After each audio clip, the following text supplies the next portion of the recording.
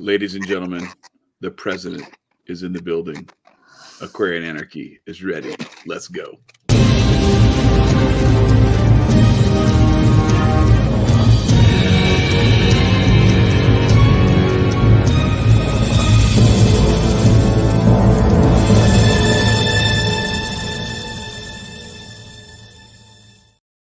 We're going to get into why this quote is so perfect for tonight's episode. This one's from Frederick Douglass. Knowledge makes a man unfit to be a slave. Is that that's my phone? My bad. I got feedback. All right. We are back. We are ready. Aquarian Anarchy welcomes, finally, this is long overdue. I've known this man for 5 years. The president of Hotep Nation, the one, the only, President Hotep, Doe Doobs. Thank you for having me, fellas. Hotep and Bill, man. I'm glad to be here. Very honored to be here in this space with y'all, man. Yes, indeed. I forgot to put "Hail to the Chief" in the queue, but we can. There we go. That's good enough. There we go. There we go. Yeah. Sure. We'll have a private meeting about your behavior on this stream tonight. There we go. All right. Fair enough. We prosecuted full extent of the law. Yeah, full exile. So it's fine. I'm just hoping that I can go to the Justice Department and plead my case, and maybe you'll. Funny about the Justice Department. Guess who heads that? Oh my gosh, are you heading DOJ too? Yeah. You're screwed, Chad. Screwed. I have no chance. All right. So, all jokes aside, let's get into it. It's been almost 10 years now. Hotep Nation has been in existence. Let's get into a little bit like that background. Like where did the idea for Hotep Nation come from? Why are you the president? And what was the I don't know, the Wonder Twin powers and whatever, the Justice League, whatever that kind of came together to make Hotep Nation. How did that all come about? So for me, because me, Hotep Jesus and Uncle Hotep, our paths had to cross at a certain point. But for me on my journey, I started out in the angry stage, of course. Like Trayvon Martin was like a big catalyst for me. Angered, F fuck Whitey, all of that stuff. And then because I'm a solution-based person, I started to like look at like what I could personally do. And then I started to do more research on like more solutionary minded people. Mm-hmm. And through algorithmic happenstance, Hotep Jesus, he's gone through many transformations over the years. When I met him, he was Hannibal. Okay. Hannibal X. So he had a podcast, and I got tapped into that. And then once I followed him, and we were, just going back and forth. As a matter of fact, like Hotep Jesus is the reason why I have a portfolio of stocks right now. I tell people all the time, like one of the things that I tell people, because they ask me a lot of like blatant questions, like, yo, where did you learn this at? Or where did you read this at? Or what's the name of the book? And it's like, for me, I'm very keyword. Like I'll look at somebody's tweets or look at somebody's writings and just search the keywords and what they were talking about. So at the time, Hannibal had tweeted AMD. That was the first stock ticker, and it had no context on it. I just looked it up, and then the very next day, I had a stock brokerage account. So when it came time to like actually have conversations with him about solutions, he was speaking my language. Like he was the first person to like really show me like, yo, you don't have to be like mad at anybody in order to make something happen or make something of yourself in the name of solutions. And then that progressed to us. I don't remember what Uncle Hotep's name was before. It was Uncle Hotep. Handy Mayhem. Handy Mayhem. So we were just chopping it up, and when we were espousing all of this stuff, like, yo, we don't need to be angry. We were really worrying with the protesting and stuff like that. Cause it's like, for me, again, when you go to like the history of our people, if we're going to come together 10,000, 20,000, 50,000 deep, it's time to put money up. It's time to implement group economics and make something happen on a tangible level, not just scream in the street. So of course that, and then of course our affinity for the accomplishments of ancient Egypt and stuff like that. We talked about of course, our detractors, the haters, or whatever you want to call them, called us Hotep. Like, yeah, a bunch of Hotep niggas and all of that stuff. So we was like, yeah, like, like this is you're trying to make a mockery of us using a word that literally means peace, that literally means satisfaction, that literally means wealth. Like Hotep has so many different definitions in the ancient Egyptian lexicon. So it's like we took that on, and then from there, like it just made sense for us to keep, rocking the banner of Hotep. And I think we're restoring the order of what real historical Black excellence is supposed to be. And we'll get into like the history of race relations as it pertains to industrious Black men and women and things of that nature, and how their view of race relations is kind of different than like I would say like the protest class, or the group of people who believe that in order to make a change, you kind of gotta like, you have to put your picket signs up and stuff like that. So we was just of the mind that we should be more solution minded, more solutionary minded. Shout out to Maj. And we move forward like that. And through our works together, we are able to galvanize a lot of people behind us, because a lot of, especially people like me, like that come from my background, like what they would call urban or ghetto background, like they more, for the most part, they don't want to be angry. They don't want to like say fuck whitey and all this other stuff. They just want to feel better about themselves. They want their neighborhoods to be better. They want the communities to be better. They want more men stepping up in the community. Like there's a bunch of solutions that go on that they would like to have to see more. So without having to be quote unquote whitewashed, and still be able to keep your soul, keep your cultural values, and not have to culturally assimilate to the point that you lose yourself.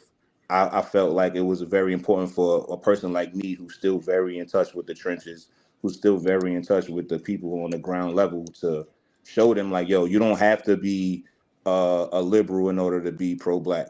You know what I'm saying? You don't have to toe these types of political lines or talking points to still be pro-Black. Like you can still have, because we've been historically conservative and all of that stuff, and still feel culturally a part of the Black American experience. For sure. And I think that it has been like the states since the end of slavery, chattel state slavery in this country, because I would argue that slavery still exists in this country, but formalized slavery. It seems as though that the next goal was to make sure that Black America didn't become successful, and the easiest way to do that is obviously to control your economic potential. And the best way, in my mind, to get to that is by, getting in there and throwing a bunch of communist bullshit in there, so that that sounds good, because communism sounds great on the surface. Everybody has everything they need, yay, Right. and I can just sit on the couch and do nothing, yay, and that feeds into a particular goal set, but it doesn't feed into success. So I think that they used economics and pushed the Black demographic, if you will, towards the left, for the sheer purposes, the easiest way to impoverish anything, whether you're talking a nation or a group of people. So Yeah, you're absolutely right when it comes to that. My big homie and my big sister Sunny, she hit me to that during the time, like right before Woodrow Wilson was running for president. A lot of Black American scholars and the part of the intelligentsia, they went out to these communist countries out in Europe, and they were treated with the red carpet treatment. So when they're there, they're being hosted, they're being, toured around the country, showing everything like, yo, this is all through the ownership of the means of production, and everything is this. And because you're talking about a generation of people who were either the children or the grandchildren of slaves, like literal slaves, right, who if we're talking about the actual economic language, the slaves were the capital. Like they were able to be, exploited in those ways. So it was almost a natural aversion to capitalism. So when you're going to these communist and Marxist countries, and you're getting all of this treatment, they're based, like a lot of these intelligent people were basing this based upon the economic structure of those countries and not the fact that it was just pure propaganda. So Right. they come back to America, and this is what, one of the things that Sonny was saying, and we'll get into like because I'm still learning about this Lily White stuff, but when you come back to this country and you have not a Democrat, but somebody who is espousing some of the same ideals that they were getting out in Europe, it made sense for them to vote for that candidate, especially after, again, with the Lily Whites. And then because in the same way now, like how the Democrat Party can pretty much rely on 85% plus of the Black American vote without really having to do anything tangible. It was the same thing in reverse because, again, historically, the Democrats were the party of the KKK. They were the party of what they would consider their oppressor. So Republicans didn't have to work hard. It's like, yo, they're going to vote for a Democrat? Like, get out of here. Like, that's not going to happen. So Right. when that happened, they started to cater to more of the Dixiecrats and stuff like that, more of the Lily White Republicans, to be able to get on their side to gain more votes, and just left Black people to their own devices. And now you have W.E.B. Du Bois and all these other people going to these countries and being, hosted. So now when they come back, these are our best and our brightest telling us that, hey, Marxism is the way, socialism is the way, communism is the way. So we're politically looking for the candidate that's going to be closest to that ideology, and this is where we get Woodrow Wilson. One of the things that a lot of people don't know about him is that when Black people were actually found out they were duped, they confronted him about it. And Woodrow Wilson said, if the Negro has a problem with voting for me, then he should do something about it. So this was the response that he gave after he finessed the Black vote. So now you add 100 years, or now more than that, and now this is what we have. And speaking to the economic part, and I don't want to jump ahead, but speaking to the economic part, this is where the wholesale of welfare, the welfare state, comes in. Because generations ago, that's something that they looked down upon. They didn't want handouts. As a matter of fact, if you look at Booker T. Washington, if you look at Robert Smalls, if you look at all of these older generations of Black American men and women, they just wanted to be able to not be impeded on their ability to pursue their own destiny, to be able to build their own, be able to cherish their own, to nurture their own, and make sure that their children are able to have a fruitful life in this country. It wasn't like we want all of this stuff coming from the government or white people. We just want equal treatment. That's it. So if you're going to get funding from a government to fund your school, fund our school. But even in the face of not getting that funding, we'll pool our resources together in an instant and be able to build a school. Just don't burn it down. Just don't impede on our ability to send our kids there. Right. Just let us do our shit, man. Leave us alone. Just let us do our thing. So that's what the original. So when people talk about Black American culture and all that other stuff, like that's our culture. Our culture is to be able to knock on my neighbor's door and say, "Hey, I need $100. We're going to pool this money together and we're going to be able to buy this building." And it took no time. Like when I'm reading these old newspaper clippings of 150 years ago, that the interest was super low if you were going to borrow, and the ability to count on your fellow man to invest in your business. Like it was nothing. If Jimmy is the barber, we're going to him to get our haircut. If Miss May is the dressmaker, every dress in our community is going to be made by Miss May, to the point that she needs to hire more people. Right. And it was just it was easier in my mind. And I could just be having, I don't know what the reverse of recency bias is, but I could just be having that, like the historical love for my people, to the point to where it's like everything is kind of like better. But at the end of the day, like the way we cooperated with each other on an economic level was phenomenal, man. Like I really mean it. Like it really did not take much. I'm actually doing a documentary now. I'm in the middle of writing a script for it about the National Negro Business League that was, of course, founded by Booker T. Washington. And the type of conversations that they were having, I can promise you, like white people didn't come up. Racism didn't come up. It was all about being industrious. It was all about enterprising with your fellow man.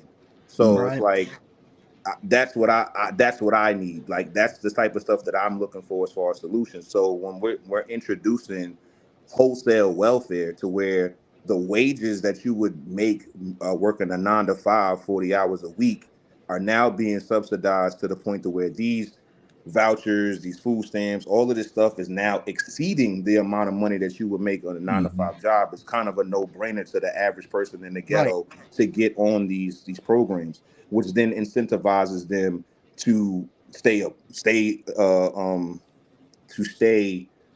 needing the government Absolutely for their livelihood. Not only that, but you had the negative incentives of like all the permitting and all the other things, all the interference with that stuff that you're talking about. There's a knocking on documentary doors and raising money. Now you gotta get all kind of paperwork done to raise money like that, or otherwise you're gonna be. And now you got people looking at people funny if they, because now people run GoFundMe scams and all this kind of stuff, and so it's become a whole thing. You want to know, like, our prehistorically, well, I'm not going to say prehistorically, but what we had as far as the 1800s, as far as welfare, that was the premise for building black banks. Now, of course, we weren't able to bank in white banks. However, families that couldn't cover funeral costs, women whose husbands died in war, orphans, the people who would actually need welfare, that was the reason for black banks. And like originally, if you go, I'm actually reading a book now where it's called Let's Put Our Money Together. And they're talking about this stuff. Like, the first black banks in America were basically welfare programs for people who could not fend for themselves, or communities or individuals that needed certain financial help short term. And it was never like, I'm going to just rely on these subsidies. But that's what it was like when I'm talking about as far as us relying on each other and not having to go outside of our community for the things that we needed. For sure. And one of the things that you talked about is nails, like write down what we argue about all the time. People like to mess with us when we were like, we don't want the government giving us, taking our money to spend it on this and that and the other thing. And people are like, oh, you don't want to help poor people? No, I believe in cooperation. I don't believe in coercion. I am all about, if you can get 10 people together and they can all fund something together and then start that's a wonderful thing. That's the kind of thing everybody should be encouraged to do.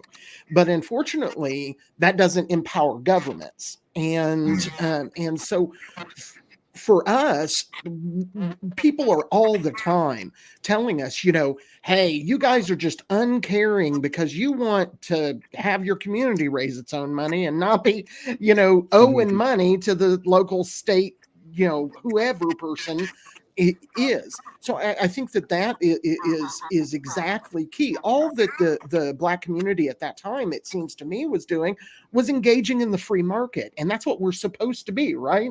This is supposed to be a free market economy in this country. It's not, but it's supposed to be. So, Mr. President, these are all interesting ideas, and you described yourself as somebody who came from, the ghetto, or from that kind of. How did you find your way to these ideas? I know that you talked about how you met Hotep Jesus and did all that, and talked with Uncle Hotep, but you were already prepped before you ever met them. How did you get there?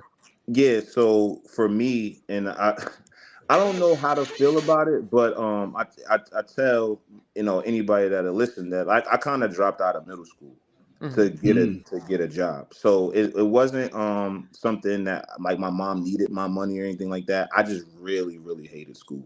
Sure. The type of schooling that I was me too is the stereotypical like low income school district where it's like the outdated textbooks, the teachers that don't really care about your welfare and anything like that. So I pretty much stopped going to school around like 7th grade, 8th grade. Like I still graduated middle school, but I mean, how hard is it to do that? But I got a job at 13 at a local black business in my area. It was a clothing store, and it was headed or run by this dude named Heavy. Shout out to him because he taught me so much. Like everything everything that you would consider Hotep in my like early days, my adolescence came from him, like the Willie Lynch letter and Malcolm X speeches. Like he would have that playing throughout the store. So it's Nice. like when it's time for me, and I want y'all to know I work 13-hour days, 7 days a week at 13 years old. Like by the time I was 15 years old, I had the key to the store. Like I was literally the guy. Like it wasn't. It got to a point to like. So how I got the job is I forced him to hire me because I would come in there at school hours, start folding T-shirts on my own. Like I just wanted to be around him. Like I'm working here. Yeah, I just wanted to be around him and all of the men that he used to kick it with. Like he used to have so many different. You literally faked it till you made it. Yeah, like he had the local hustlers in there coming in there to get fresh. He had local business owners. He had relationships with certain local politicians and stuff like that. Like he was what you would consider a pillar of the community. Sure. So I would always want to be around him. So I walked in and started folding T-shirts. He's like, man, get out of here. Like, you got to go to school. It's 11 o'clock in the morning. Like, what are you doing? I'm like, yo, either you hire me or I'm just going to be outside selling drugs. Like, I'm not going to school today. Right. It is what it is. So he was like, all right, man, there's a box in the bag. Go ahead. You know what I'm saying? And I forced him to hire me. And every day I went to work 13 hours a day as a kid. And I just, I would wait for my moms to leave because the store was literally around, out at the end of my block and then across the street. Like if you could see my job from my house. So I just wait for my mother to leave and then I would walk to work. Now I'm pretty sure my mother knew or whatever, but it's like my mother knew that I wasn't like scholastically or academically inclined like she was. So I was more of a doer. I was more of a person that wanted to get it on my own. So I started making my own money at 8 in the church playing the drums. So it's like I've always been this type of person. So when I'm meeting him, he's hitting me with all types of game. Like he told me all of this, what you would consider Hotep, you know what I'm saying? The stuff that they teach on like 125th in Harlem with all of these different historical figures and stuff like that. So I started getting all of that information from him since young. And then on top of that, I'm making my own money. And from there on, like, I was already inclined to not be a complainer. I was already inclined not to blame the next man for my situation. I was too busy working. Yeah, like so. If I'm watching a black man build wealth every day, there's clearly no white person stopping him from doing it. So there really was no fuck whitey energy coming from out of there. Now, of course, reading the Willie Lynch letter, like we're gonna get into some of those racist topics, but it wasn't like the end all be all to our existence. So when I'm now 24 years old, 23 years old, and a young man gets murdered by George Zimmerman, Trayvon Martin, now it's like, okay, I'm angry, of course. I'm getting back in like all of those Willie Lynch lessons and stuff like that. But it's like, yo, that still doesn't stop the wealth building. So let's get into a position because, of course, the knowledge that I'm getting is like we had our own towns, we had our own everything, grocery stores, banks, you name it, we had it, including police forces and stuff like that. Like I learned about the deacons of defense and all of this other stuff. So it's like I'm learning about all of these black men who went like literally had gunfights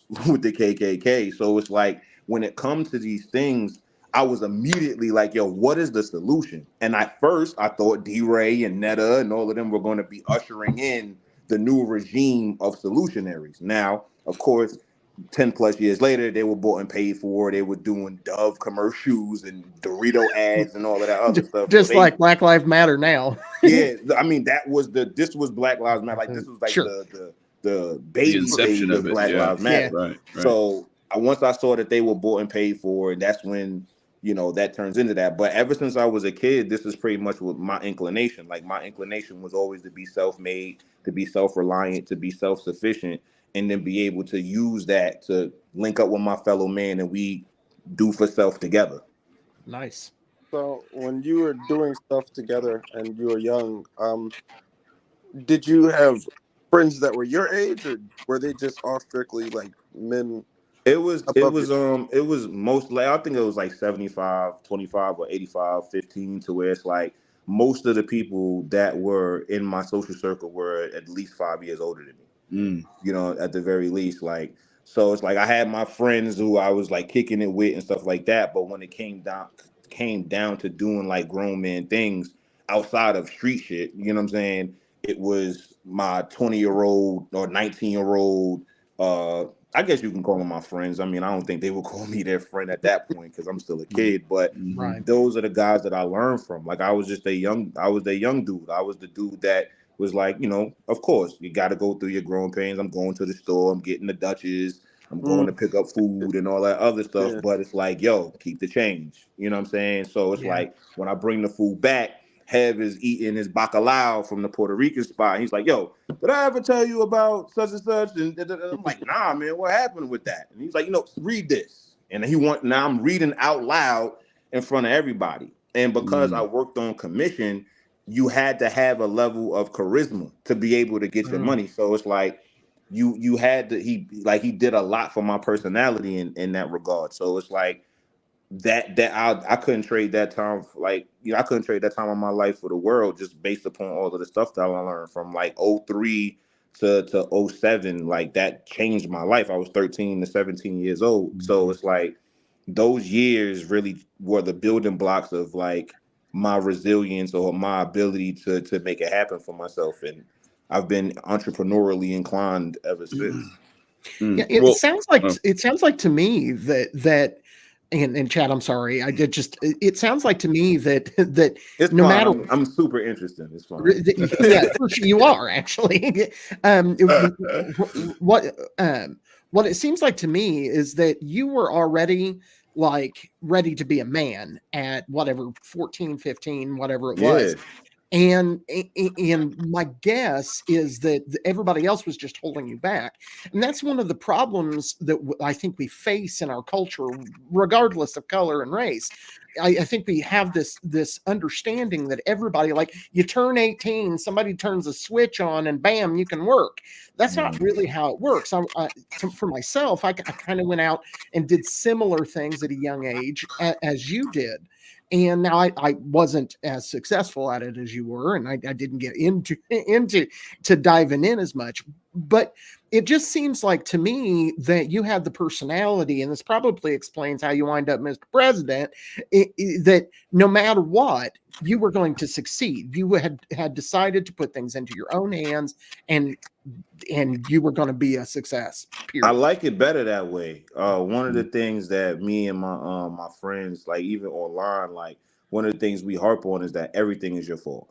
Everything is your fault, because when everything is your fault, everything is in your control. Like whatever you got going on in your life, whether you're overweight, whether you're broke, whether you can't read as well, whether you can't speak as well, all of that stuff is your fault. It's not your father's fault. It's not your mother's fault. It's not society's fault. Not to say that these things don't have an impression or impact on your life, but you are in control of your life. You are the end all be all to what is going to be able to be made of yourself. So it's like for me, I always liked the fact that I was to blame or to be praised, because that was the other side of it. It's like it's my fault if I fuck up, but it's also I get all the praise if I win. So when I go and I drop out of school, essentially, 'cause I got like a GED. I never graduated high school. At that point, I was just knee deep in the streets and stuff like that. But it's like by the time it's time for me to rely on the next person at this far as this age bracket that I'm in, I already had my own paycheck. Like I already was making my own money. I was already making my own way. Me and my sister used to take each other out on shopping sprees. Like she was more of a clean cut person. Like she never really, cut corners like I did in certain aspects of like playing in the street and all of that other stuff. So when she was working around the same age that I started working, but just square jobs. So when it's time to go to the mall, we buying each other Timbs, we buying each other Nikes. In Providence, Rhode Island, this is where I get all of this game from. It was a store called Expressions. It's like kind of like the DTLR and all of that, like that people shop with now, or as far as if you live in Philly, Villas. You know what I'm saying? So it's like that was the local sneaker spot. So we go there, cop the Nikes, cop the Jordans, and we shopping with each other. We slide mom some bread for the bills and all that other stuff. And like that was how we did it. Like we was kind of having competitions on who can make the most bread that week and all of that. And because I worked on commission, I always, edged out, you know what I'm saying? So that was that, like being self-sufficient and being on my own, like that was what I appreciated as far as like just making my own money and being outside and stuff like that. And of course, like when it comes to curfew and stuff, like my mom's thinking that I'm going to work after school and I get off at 10 o'clock at night, it allowed me to stay out in the street a little bit more because I could just easily say, oh, I was talking to Hev for an extra 2 hours. That's why I came in the house at midnight and all this other stuff. And she's like, all right, cool, whatever. And because Hev he's a pillar of the community, so he was a friend of the family. So like being able to have that onus on, put that onus on yourself to be like, yo, you're the reason why you're broke. You are the reason why you're unhealthy. You are the reason that things are going wrong in your life. That put that battery in my back to make something of myself. Well, and it sounds like too, you talked about you weren't scholastically inclined, that your mom kind of knew that, and that's why you got away with like not going to school or whatever, or you kind of like compared but it's to funny. my sister. It's so funny that you say that though, because like, allow me to disagree, Mr. President. Permission to speak freely. You may.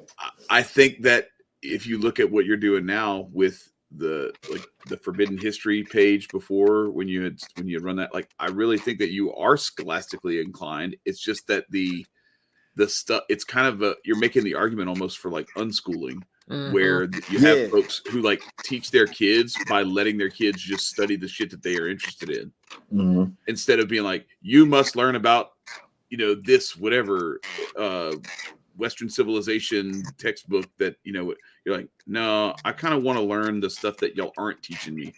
Let me go dig in a library and find out, because you were talking to me on the phone today about how like you look at these books and what you do is you dig into the references, like what books are they using for their research. I want to read that book, and I want to do my own research, and then I want to come up with my own conclusions, and I want to write my own book. And you wrote your own books about economics called "Stop Being Poor," the volume 1 and volume 2. And so talk a little bit about like how you took this kid who didn't want to go to school is now becoming like a professor.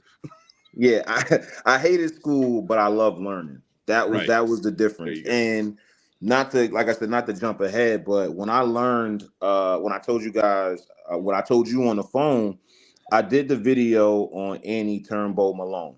Annie Turnbull Malone was a woman who created an entire industry surrounding hair care. She was so successful that she built an entire college. It was at the time, not even adjusted for inflation, was $1 million. The building itself. What time is this?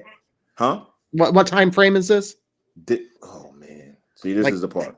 1900s. I want to say, because I can look it up, but I don't feel like it. Just look up Annie Turnbull Malone. Sure. She the name of the school was the Poro College. She named it after a secret society in Western Africa. It's actually an all-male Western society. Western African society. So I thought that was pretty cool that she paid homage to Black men, despite her students being like 99% women, Black women at that.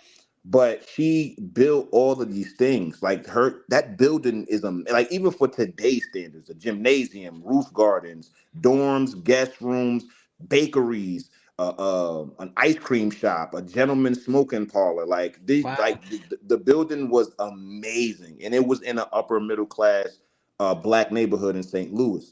So one of the things that there we go. So 1877 to 1957 was her time on her reign. Yeah.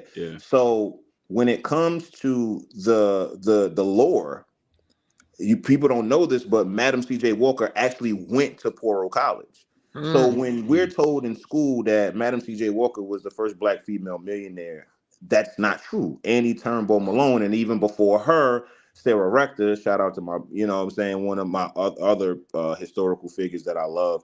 She was a child millionaire in America.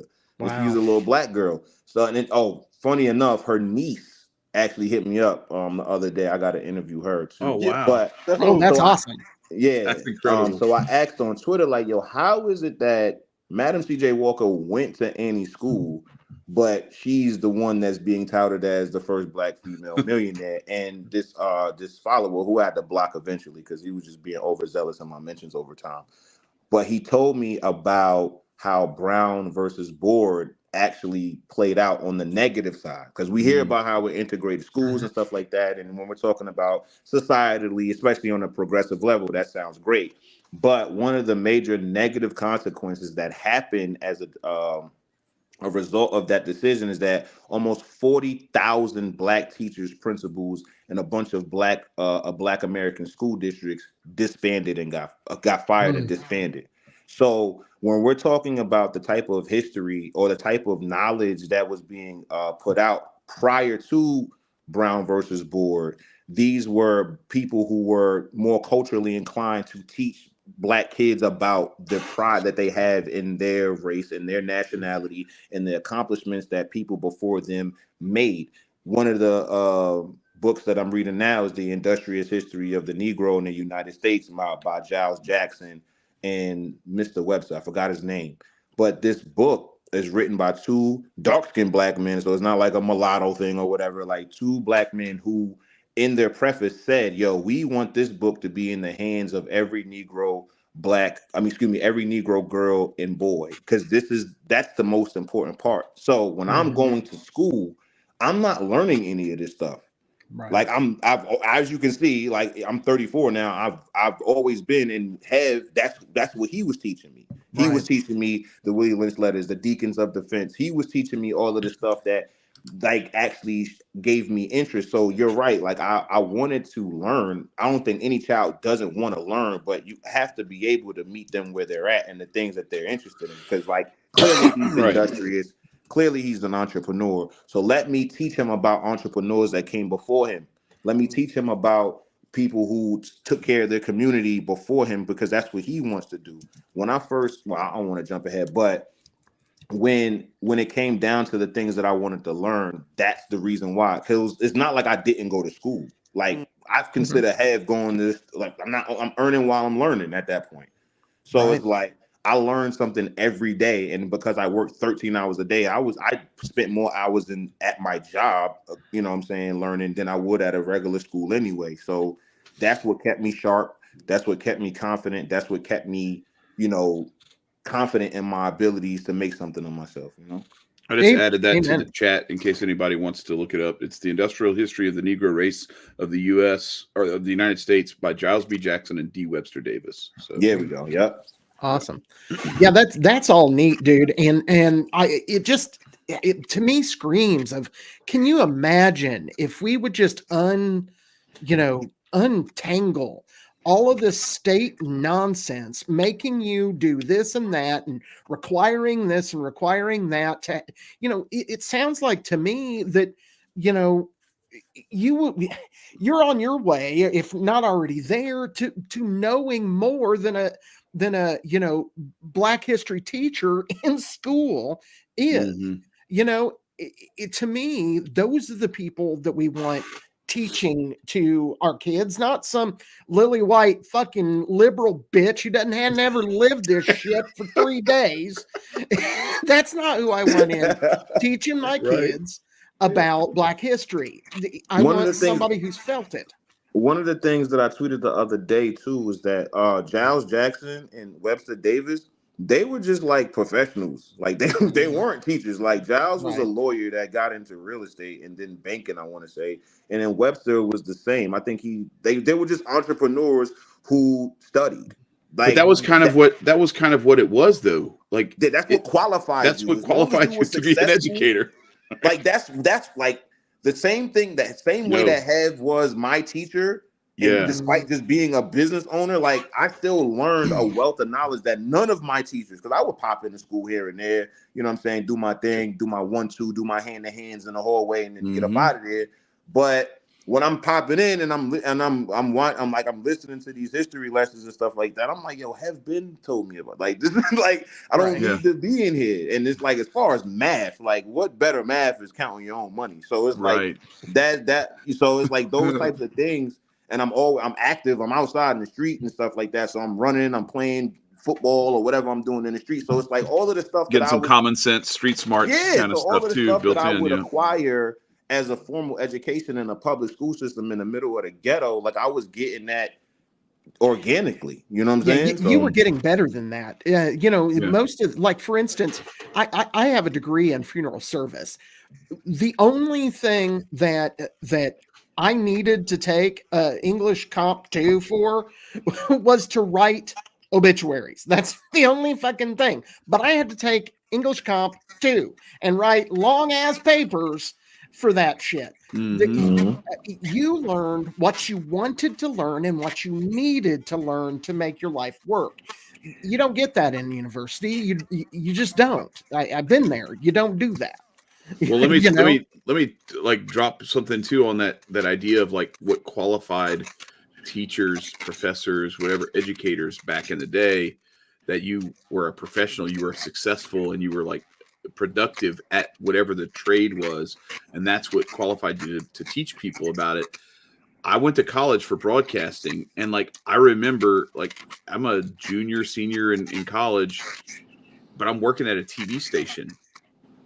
I'm teaching my classmates how to use the editors and how to use the programs that we had to use so that they could do their projects to turn them in, because our professor wasn't teaching us how to do this stuff properly. Like I was showing them like, no, don't do that. Do this, click here, do that. I'm going around showing them how to use the camera, how to rack focus, and how to frame shots and all this kind of stuff. I'm teaching them how to do. I'm teaching them more than the professor is teaching us. And I'm not learning anything in the class. I'm just going through the motions of the class so I can get the grade that I need to get out of there. And it's just crazy that's how far this stuff has come, that if you're doing an internship, you're actually probably doing yourself, you're educating yourself better than if you're in school in class.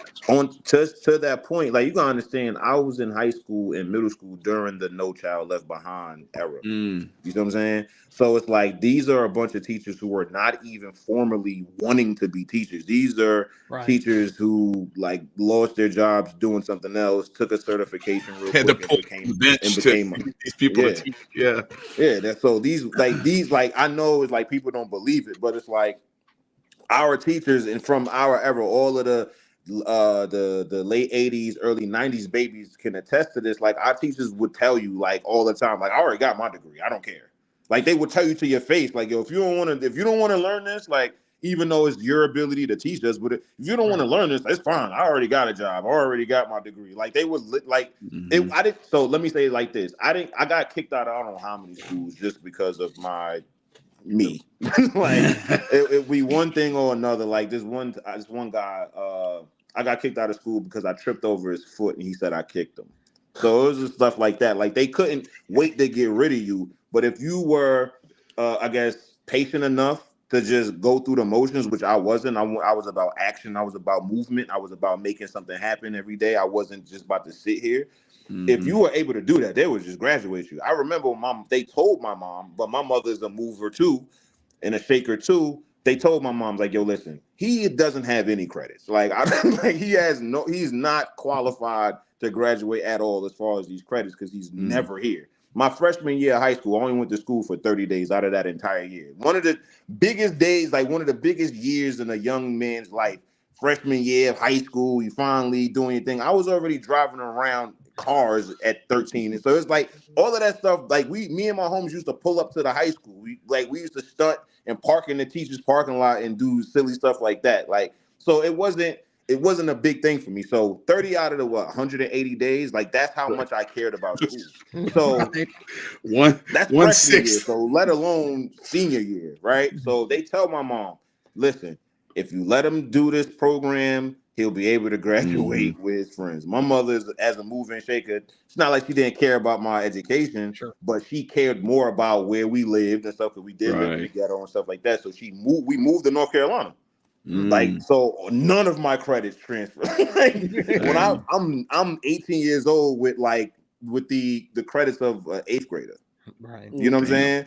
As a 9th grade. So when I go there, they have me in 9th grade classes. I'm like, I was just out of place. So I formally dropped out at that point and just got my GED and whatnot. Because I wasn't gonna get I think 24 or 32 credits or whatever. Like it wasn't happening for me. So I just, dropped out and got my GED. But as you can see, I've never been a dummy. You know what I'm saying? Like I've never been one of those slow dudes. And so it's just like, for me, I was just more so like, I'd rather, learn the stuff the way I learn it. Yeah, and don't worry about you. Like, for instance, you said, I've got a GED, but I'm not a dummy. Dude, that's just the state. You're talking to anarchists. The state has decided that you had to go through X amount of years to get there. We understand that the state doesn't need to give a little, seal of approval for you to be a smart dude. We get it. The fact that you took the hoops to go through and get your GED says that you went farther than you had to. In my opinion, I think I'm making sure I'm clipping this up and sending it to my mother for sure. for sure. Just quote me like man, I know this white dude, and he said I'm cool. Because, like, my older sister, like, she was Miss Scholastic. Every club, every after school program, valedictorian. Some people, that's their vibe, like, though. Here I come 4 years later, like, I'd rather just I'd rather hustle all day. You know what I'm saying? So some people join fraternities and sororities in college too. Yeah. And I joined Gamma Delta Iota, which is a GD individual. I am not one of these people who joins clubs like that. Like, this is the only one, like this one right here. There you go. There you go. You feel me? Yeah, I got red. See now for the wardrobe. You see how important that was. Now, if I would have had a different shirt on, Chad. Yeah. Right on. Shout out. Now, while you have your presidential status and there's like a little following, on top of the historical takes that you're also re-inviting into people's lives, because nobody's going to go look for this shit, which is unfortunate. But I mean, like, to be honest, there's a lot of people who will look for it, but they're not doing what you're really doing. They'll take the information and be like, "Oh, that's cool," and then in a random conversation, they can bring it up. No, you're bringing it to light. Yeah, that's a different story to it. But besides all that, and building Hotep Nation, what is your favorite part about the building? And I mean, you probably gonna say community, but like, what specific intricate thing? Honestly, it's honestly defying the odds. It's being able to show what's actually possible.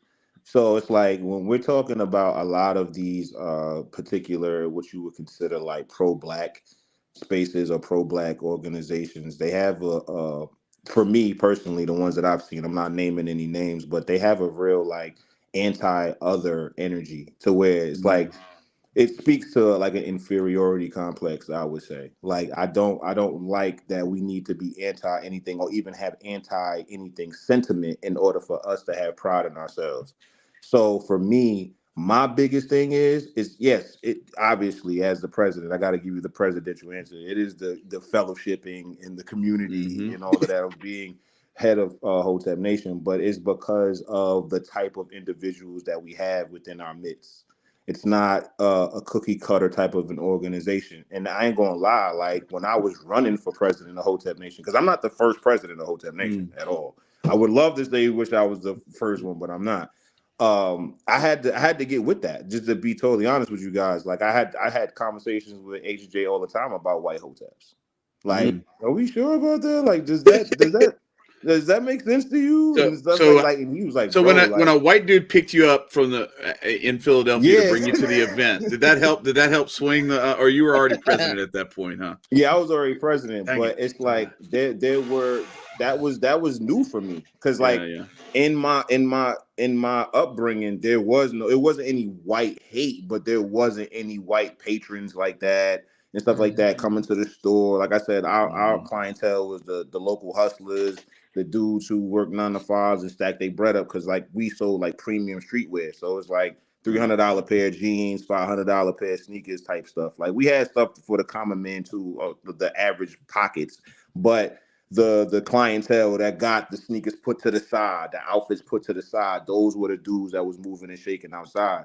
It's actually I found my first connect through that. But anyway, when it came down to having to wrestle that or reconcile that with myself, is like, why? Like, now, of course, you can get into the obvious stuff of infiltration and having that stuff devalue your movement. But when I look at a lot of these other organizations of old, like Fred Hampton was set up by a black man. Yeah. You dig me? So it's like, for me, I had to, in Fred Hampton, I told you, Fred Hampton, it says white power to the white man, black power to the black man, red power to the red man, yellow power to the yellow man. Like, he wasn't about that. Like, you know, of course, they got into the socialism and the communism a little bit, but that's something that I feel like if they didn't get snuffed out, we could have reconciled and showed them like, yo, I understand where you're coming from because there's a place for it. I forgot the guy on Rogan who said it. It's like where inside my home is communism, in my community is socialism, and as I deal with the government, it's capitalism, because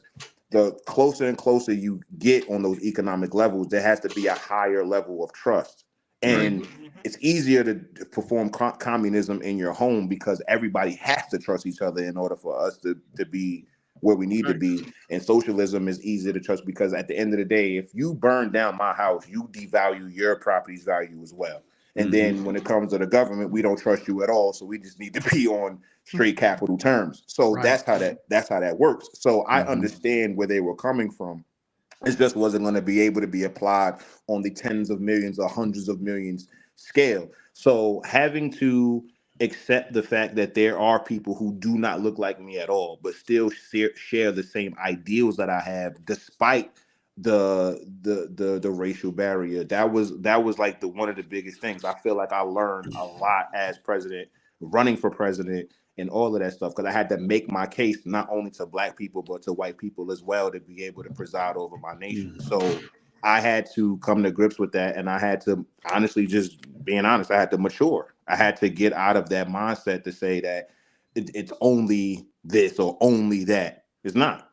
And the more I delve into these industrious people of the past, I told you, like, racism wasn't something that they talked about. And we can get controversial, but it's like this book that I was just telling you guys about, as far as Giles Jackson, like the way he refers to slavery, you would just think that was just unpaid labor force. Like the same, like, kind of weird way they try to paint it now. This is a black man speaking on it. Like, for instance, he speaks about, he titles the sections very well. So it's like slavery in Georgia. Slavery wasn't in Georgia at a certain point, but then they saw other states in the South being very, very prosperous based upon slavery. So this black man, who was a former slave, I want to say, he talked about it as if it was just like a new industry coming into the state of Georgia. Now, of course, they talked about the treatment of these slaves and the treatment of slavery overall. It's not like they sugarcoated it, but it was so objective to the point to where if you were a child reading this stuff, you would not have that same type of like emotional reaction that you see people have today, where you envision roots or you envision a lot of the whipping and all that other stuff, because it's objectively raised the GDP of Georgia. Rice, cotton, and all this other stuff. Again, I don't have to say it in 2024, but I am against slavery, obviously, new and old. But the way these former slaves spoke about it, this is not just Giles, like the way that generation spoke about it, with everything included, they understood that that was just the way of the land at that point. And it just so happened to be they were the ones that were the capital at that time. But the minute that they got free, it's like, yo, I want that for myself. Not slaves, but industriousness, enterprising, being able to build something out of nothing. I want that. I want to be able to build wealth for myself, own land for myself, build businesses, own homes, and do all of that stuff for myself. And that was the main lesson not even lesson, that was the moral that they got out of it, is that I can make it happen for myself. So that's how I look at it, as far as me being the president of Hotep Nation, being able to overstand a lot and not be so much in my feelings to where it's like I'm shutting out different races or different ideas because it didn't come from a black person. So that, honestly, that was the answer. That was a long way of answering your question of like, that's my favorite part of being president of Hotep Nation, is that I'm able to preside over a truly diverse group of people, not just racially, but ideologically. Like, we have anarchists here, we have conservatives here, and I believe it or not, there are some liberal Hoteps. So it's like, when it comes to that, I'm proud of the fact that I'm able to encompass that entire amalgamation of what we stand for. Yeah, for sure. That's So awesome. you touched around the edges on it a little bit. So let's get into it now. We just finished Black History Month. Mm-hmm. Let's contrast like the Black history that we learned through Black History Month, and in the as that has become more and more part of like school curricula, whereas it was kind of hidden before. There was like this drip sequence of like what we're allowed to learn about Black history in the official narrative versus what you have begun to uncover for everyone through your studies and through whether it's the Forbidden History page or the series that you're doing now with your videos and your posts that you're doing. What is it that you want to highlight versus what you see in the official narrative, and then beyond that, like how do you see this playing a role going forward? Yeah, so the way I see it is, for the most part, when we're talking about public schools, this goes right back to that Walter E. Williams, another Black man, a Black economist who made that documentary, Good Intentions. I want everybody to watch that documentary. It speaks about the welfare state, and the first chapter of that documentary spoke about public schools. Public schools saw a 900%, almost a 10x increase in funding. And then none of it went to the actual teachers. None of it actually went to the curriculum. It went to the administration. It went to people who never would even touch a classroom. So the level of education that these people were getting was piss poor education. And you know that as anarchists, like, you know, public schools have always been garbage. So at least for the greater majority of their existence, they've been garbage. Which, to be clear, was since the 70s. Yeah. Well, yeah, right. So yeah, unless you're in like some of these really, really well-to-do districts where they actually put a lot of money into their into the school like system. I think it's like a school in Nebraska. It's like it's like there's all rich people living there already anyway. So like y'all could just have private schools do the same thing, but y'all, you know, it's like no public school work. Like it's all like a function of like how much money are you putting into education versus anyway. Good, continue. Yeah, so when it came down to the curriculum on the historical level, it had to coincide with the level of care that they had about public schools in the first place. And we can't have a bunch of kids actually striving to be great. So we'll give them a bunch of stories where the end of the story is either an assassination, a burning of something, the destruction of something, to be like, yo, you could have been. However, the system, we are here and we're going to stop you. So I got to tell everybody what I told you today when we were talking about this on the phone. It's like you're watching The Dark Knight Rises and Bane breaks Batman's back, and that's it. End of the movie. That's it. Movie's over. No redemption arc. Bruce Wayne is his back is broken, and all we're gonna leave you to know is like, well, he may or may not be dead. And that's it. End of story. Yeah, and that's exactly what happened when it came to all of these histories. You understand? Unless you had your white savior, you had somebody coming in and being like, okay, I get it now. Thank you for letting me know, Rosa Parks, and all of this other stuff. And it's like, yeah, what about the dark-skinned pregnant teenager that actually had this happen to her? You dig what I'm saying? Like that's like, I like that. I want the unsung heroes.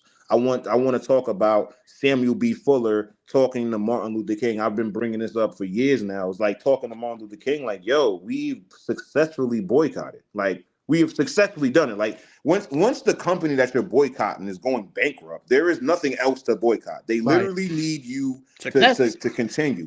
So now Samuel B. Fuller, a Republican, an entrepreneur, a Black man who went from another man with a 6th grade education, and I remember he studied history, and at the time, every millionaire or most of the millionaires of that time, none of them went to college. They were all straight out of middle school or junior high school or high school. They didn't graduate. So he didn't look at the lack of that formal education as a handicap at all. It's like, yo, dog, like, I am able to be industrious on my own. So it's like, that is how this works. He told Martin Luther King, yo, the Montgomery bus cot is bankrupt and they are willing to sell. We should buy it. Martin Luther King, all respect, he was skeptical. He was like, man, I don't like. He's dead as like, yo, like it's not a bad idea for him, but it's like I got a point that I'm making, and his point was that we are just as good. We need to be able to live in harmony. It's not an unrighteous cause. I don't knock it, but because I'm more economically inclined, I'm like, yo, double all of that.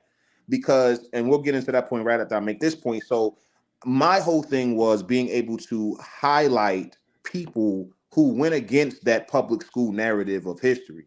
So it's like one of the things that Booker T. Washington said, and I don't know if he said it in a book, I just know that they quoted him in the newspaper, and he was just like, yo, listen, like when it comes to like this segregation stuff and all of that stuff, like it boils down to you and your usefulness. Like you can build yourself up to a point that they can't ignore you, that they have to shop with you because you are that dope at what you do or what you create. They are going to have to shop with you. That's the story of the Chinese food restaurant in America. The Chinese food restaurant in America was picketed, bombed, bricks threw into the window every single day. Chinese Americans they remixed the menu, added a bunch of salt, sugar, and sauces to the food, and made it more palatable to the American diet. The minute they did that, the same people who were opposed to this food, like one by one, if you saw a line of people marching around the Chinese food store, one of them will go inside. They try the food, like, oh, this is actually pretty good. Like, right? Oh my god, Bill still got it off the chain. So every day, less and less people are marching around. Now, I'm not saying that this is a good thing as far as like the picketing and all that other stuff, because 1882 was the first actual racial immigration bill, where it's like this one particular race cannot come into America. 1882, the Chinese Exclusion Act. That happened as a result, and of course they broke the law, came into the country anyway, or whatever. And these Chinese food restaurants was set up. So now we go away from the steamed food. We start frying them. We go away from it being more organic in the sense of not adding all of these additives to the food, to adding salt, sugar, and sauces to the meals, to where now the American palate cannot deny it. Now in 2024, in 2024, Chinese food restaurants outnumber McDonald's 9-1. Not a surprise. Crazy. 9-1. For every one McDonald's in the United States, there's 9 Chinese food stores. You can't go anywhere in this country without a successful Chinese food. It's not even like they're barely making it. They are making their money month after month. And it's not even that expensive either. That's the crazy part.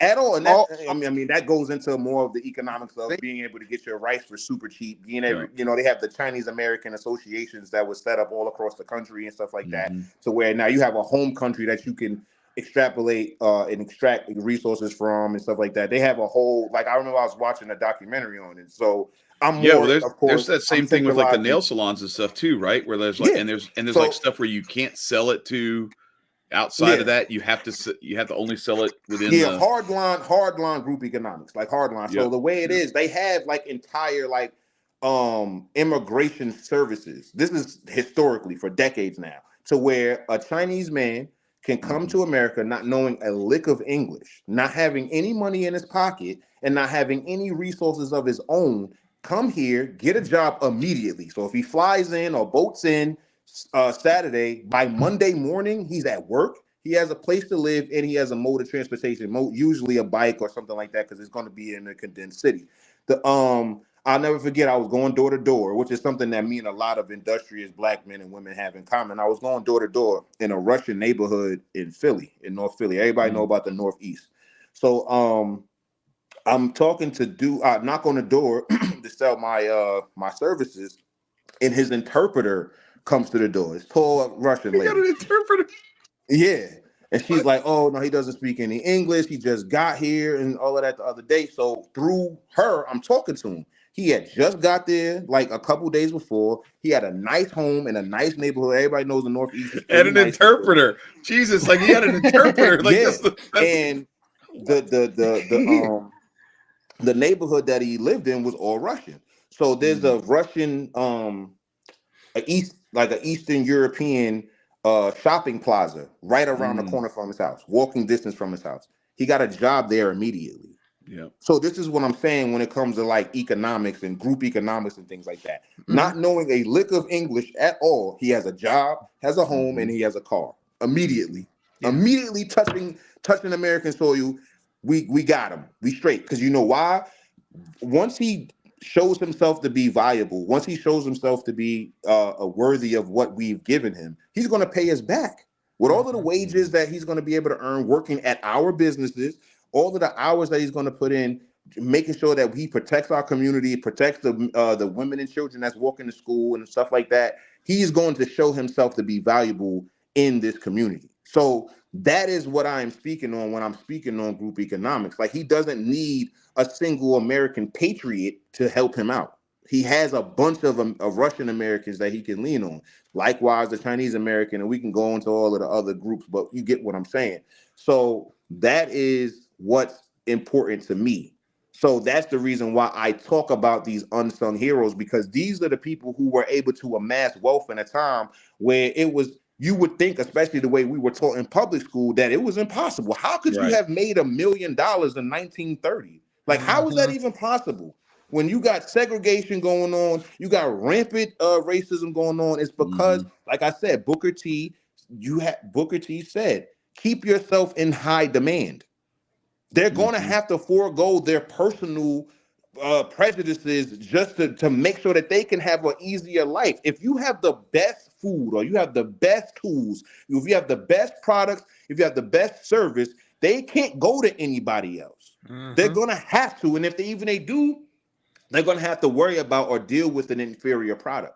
And that's what this was about. That's the reason why the second they had a chance to build anything, that's the first thing our ancestors did. That's the first thing they did. They built banks immediately. They built towns immediately. Like, you know, my favorite, Isaiah T. Montgomery, Mount Bayou, Mississippi. Immediately from the day he got enslaved, he was on a train to nowhere. He did not know where he was landing. He told the black men on that train and said, yo, listen, we toiled the land for our slave owners for free. Surely you have enough energy, stamina, and wherewithal to be able to toil the land for yourself, for the betterment of yourself and your children. Surely you're going to build a church. Surely you're going to build a bank. Surely you're going to build a school. Surely you're going to build a postmaster so we can send things to and from other places. We are talking about hundreds of other towns and municipalities that popped up across the country, fresh off the plantation. I cannot stress this enough. The people that are reading these stories today about all of the oppression that we have gone through over the years, the people that you are reading about did not have any hangups about what they just went through 36 hours ago, 24 hours ago. They were literally just whipped for not being as productive as they needed to be. They was just stolen from. They were just this. They were just that. And they still was like, yo, I got to build. I have to make something of myself. So what I am 250 years later reading their stories, I have absolutely no excuse as to not make myself rich, to not enrich myself and enrich my community. If they could do that fresh off the plantation, I have zero excuse. Malcolm X said the same thing. And this is back when the black man had $20 billion spending power. The black man has no moral right to complain about why he's not getting hired in a white factory when he spends $20 billion a year. Now, Black America spends about 1.6 trillion with a T. So at this point, I am looking at it from an economic standpoint. That is it. I'm not looking at it from, hey, we went through all of this stuff, so we are deserving of this stuff. I am 100% for reparations. Don't get me wrong, especially for stuff that our country is spending on as far as outside aid. However, I'm not waiting on it. I'll petition for it. I will get with other economists. I will get with other business owners. I will link up with all of the right minds, because I'm not going to link up with a bunch of protesters. I'm going to link up with a bunch of business owners, a bunch of industrious black men and women, to be able to come up with an actual reparations plan to be able to have it implemented properly. I'm 100% for that. I want that to be on record. However, While I am doing that, I'm still going to build my business plans. I'm still going to build my pitch decks. I'm still going to build my prospectus. I'm still going to do all of the things that I need to do and link up with other men and women who are doing the same thing, because it's easier to do it together than for me to go alone. So that's the reason why I focus on the Samuel B. Fullers. I focus on the James Fortons. I focus on the Annie Turnbull Malones. I focus on the Sarah Rectors. I focus on the people who actually made something happen, as opposed to crying out to another group of people to do something for them. Yeah, dude, that is bars. Just gotta say, because we bitch about this kind of shit all the time, you know, because that's what it takes. You have to put the rubber where the road is, and make yourself strong. You can't rely on other people. You damn sure can't rely on the government to help you.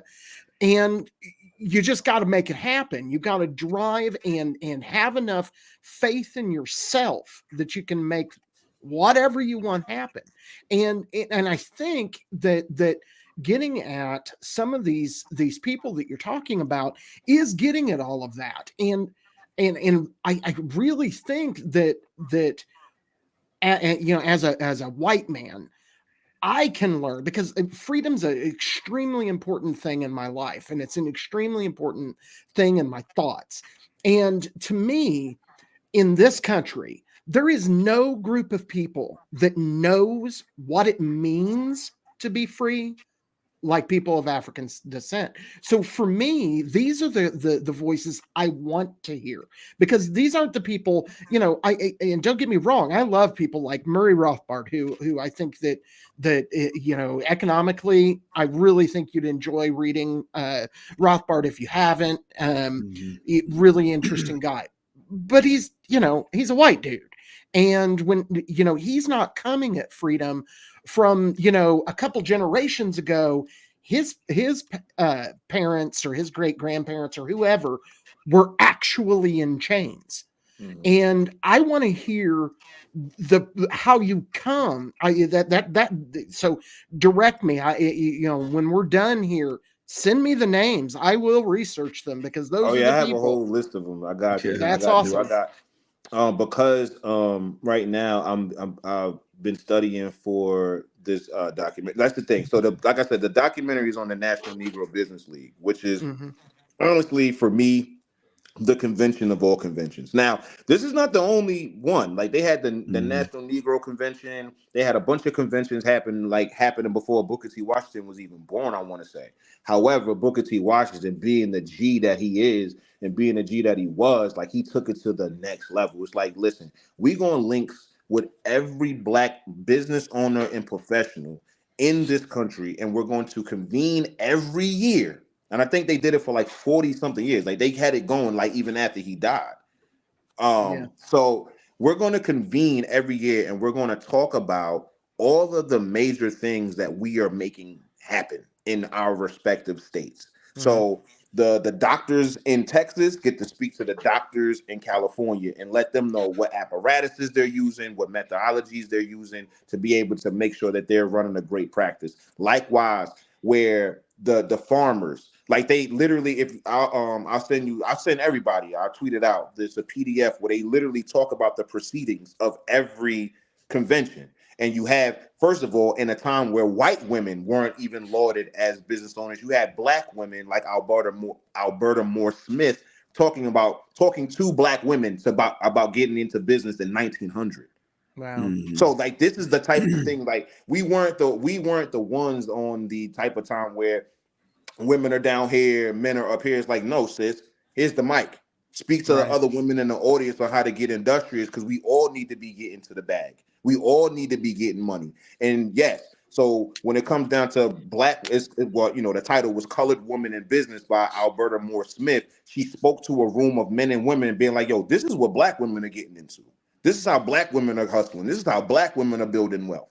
And this is what I suggest that y'all do as Black women in the audience. Get with me. You had other men like, yo, come back down south, because the first convention was happened in Boston. So it's like, yo, come back down south. It's way more opportunities out here. You don't got to just be a barber on the corner. You can come down here and own 100 acres on the slide. Like, I'll loan you the bread. Like, I'll partner with you so we can get you 500 acres real quick. Like, when I'm talking about the type of conversations these men and women were having, they weren't talking about 1 acre here, 2 acres. Like, yo, son, I'll go half with you on 300 acres in Oklahoma. I'll go half with you with on 1,000 acres in Alabama right now. Like, JC, like another unsung hero, George Carter Leftwich. He bought 1,000 acres in Alabama and built a town.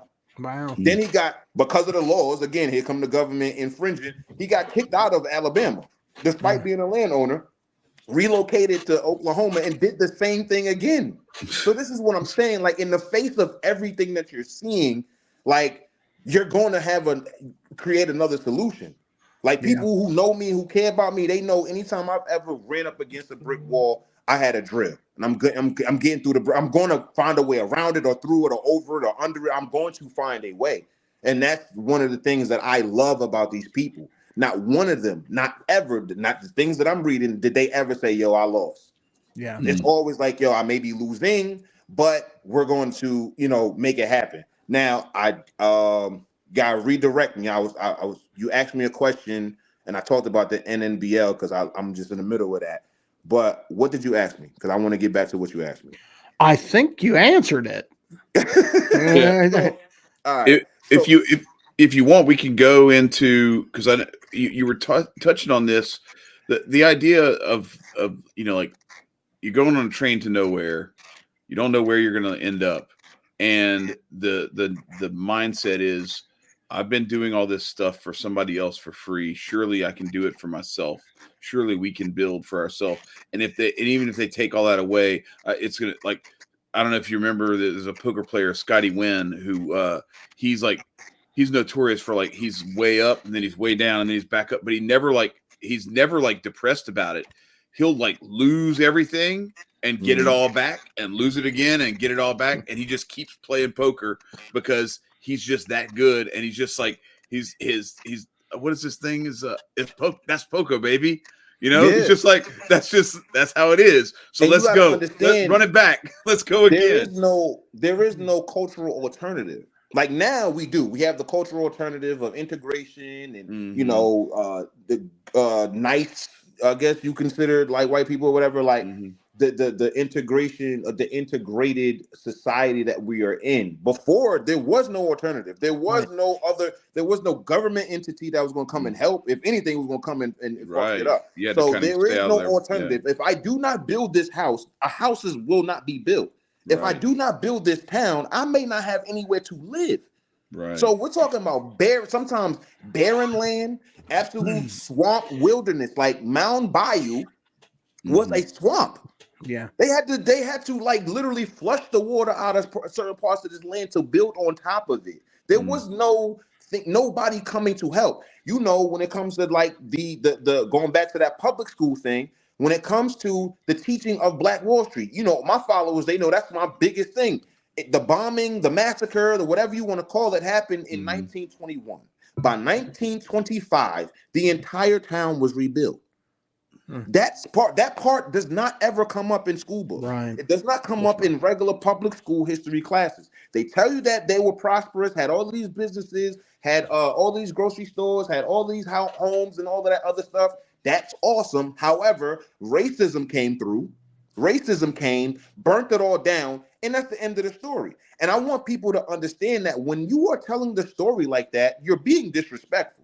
I want everybody to understand, like, we make a joke about, Bane breaking his back, and it's hilarious. I get it. But historically speaking, the people that happened to would hate for their story to be told like that. Right. Think about anybody on an individual level. If I told your story and then ended it at the worst part of your life, despite you living decades more, you'll be pissed. So when you are telling these people, like, yo, they got burnt down and that was the end of it, you are absolutely doing that to snub them. You're doing that to undermine their ability of resiliency, to undermine their ability to triumph over something that happened to them.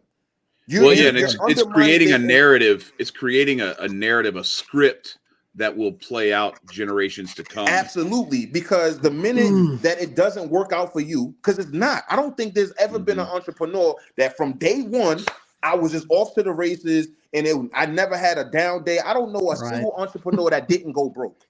I don't know a single entrepreneur that did not go broke, me included. Yeah, I don't know a single one.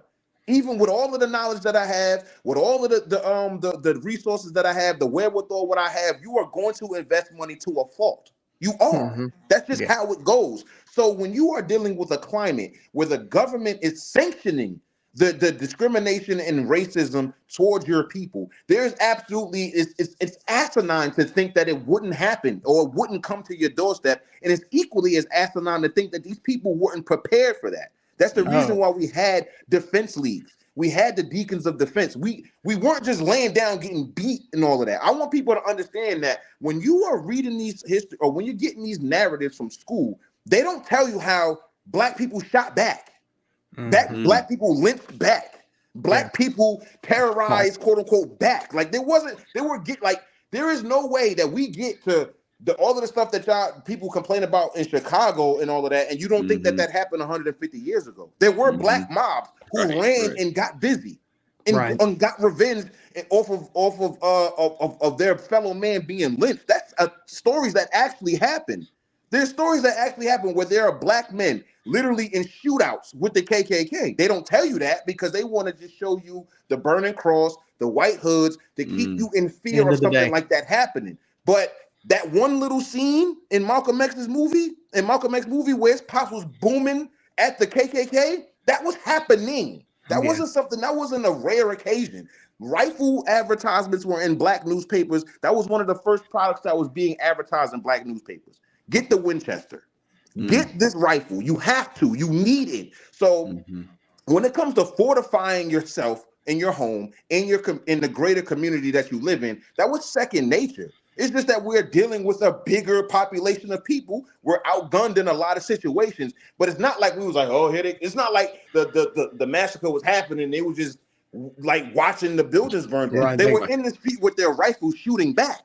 Yeah. Like I just want this is what I'm saying. So when they're telling you these stories about our histories, understand that there is a deliberate Xing out of a lot of parts of this history that we were just defenseless, singing Negro spirituals in the middle of the street, just wishing that it would all go away. No, there were black men and women out there booming these racist people to hell. Like they were shooting them and there was bodies dropping. That's a fact. The death tolls, from what I'm seeing as far as this massacre, they underreported the white death toll. Of course. Yeah. They underreported it because if you would have actually, I'm not going to say it was equal at all. I'm not going to say that because, the entire town was burnt down. But more white people died than what is being reported. More white people got killed in self-defense than they're being reported. So this is the type of stuff that I'm teaching my kids and all of that. Like, you need to know that we were never pussy. We were never bitch-ass niggas ever in our history. We never just laid down and let anything happen to us. Never, not once, ever. I don't care what story you bring up. We have never been cowards. We have never ran away from confrontation. We didn't want the confrontation, but the men in our communities stood up and was willing to die and kill for the betterment of the communities at any point. At any point. And that needs to be understood. And that's the reason why I go so hard about. That's the reason why you're my president. That's right. Like, yes, sir. Yeah, this is what I'm saying as far as our history. Like we was never soft.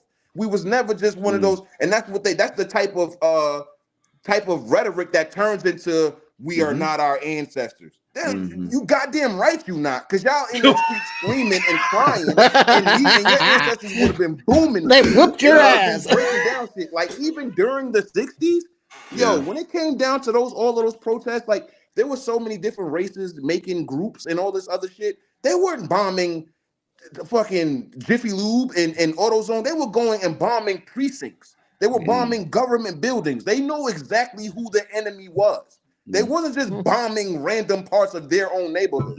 You feel me? Black Panthers was not on the steps of random houses. They was in this. What building was that?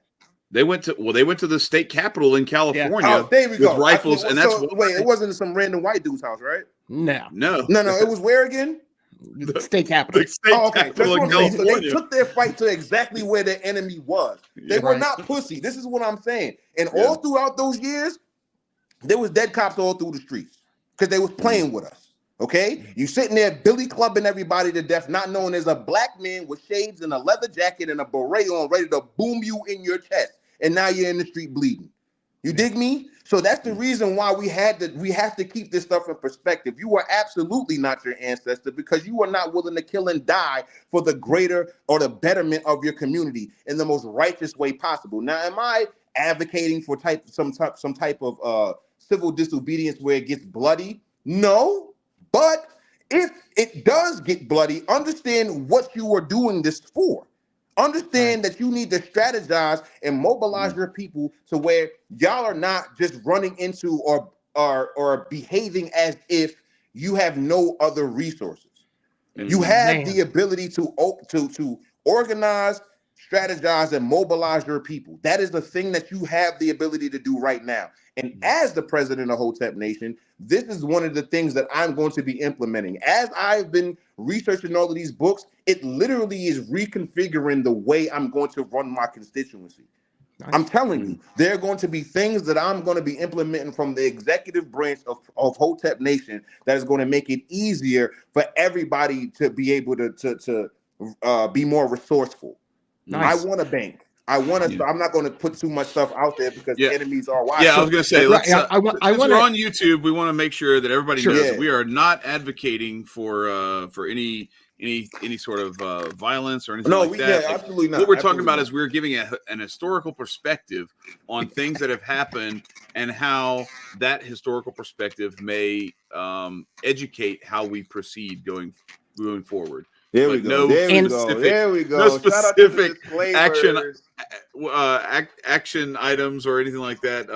Calls to action are being made here. So there are no calls to action for violence. I totally disavow any unjust violence. But I have to say, if people want to know why I'm an anarchist, I'm not really a Hotep. I love the Hotep Nation, just to be clear.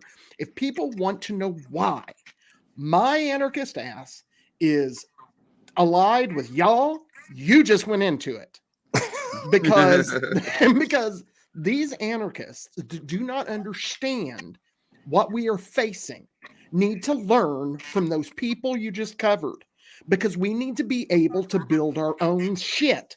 That, I remember when Hotep Jesus went on with Josh Smith, who was the vice chair of the Libertarian Party, and he has a podcast.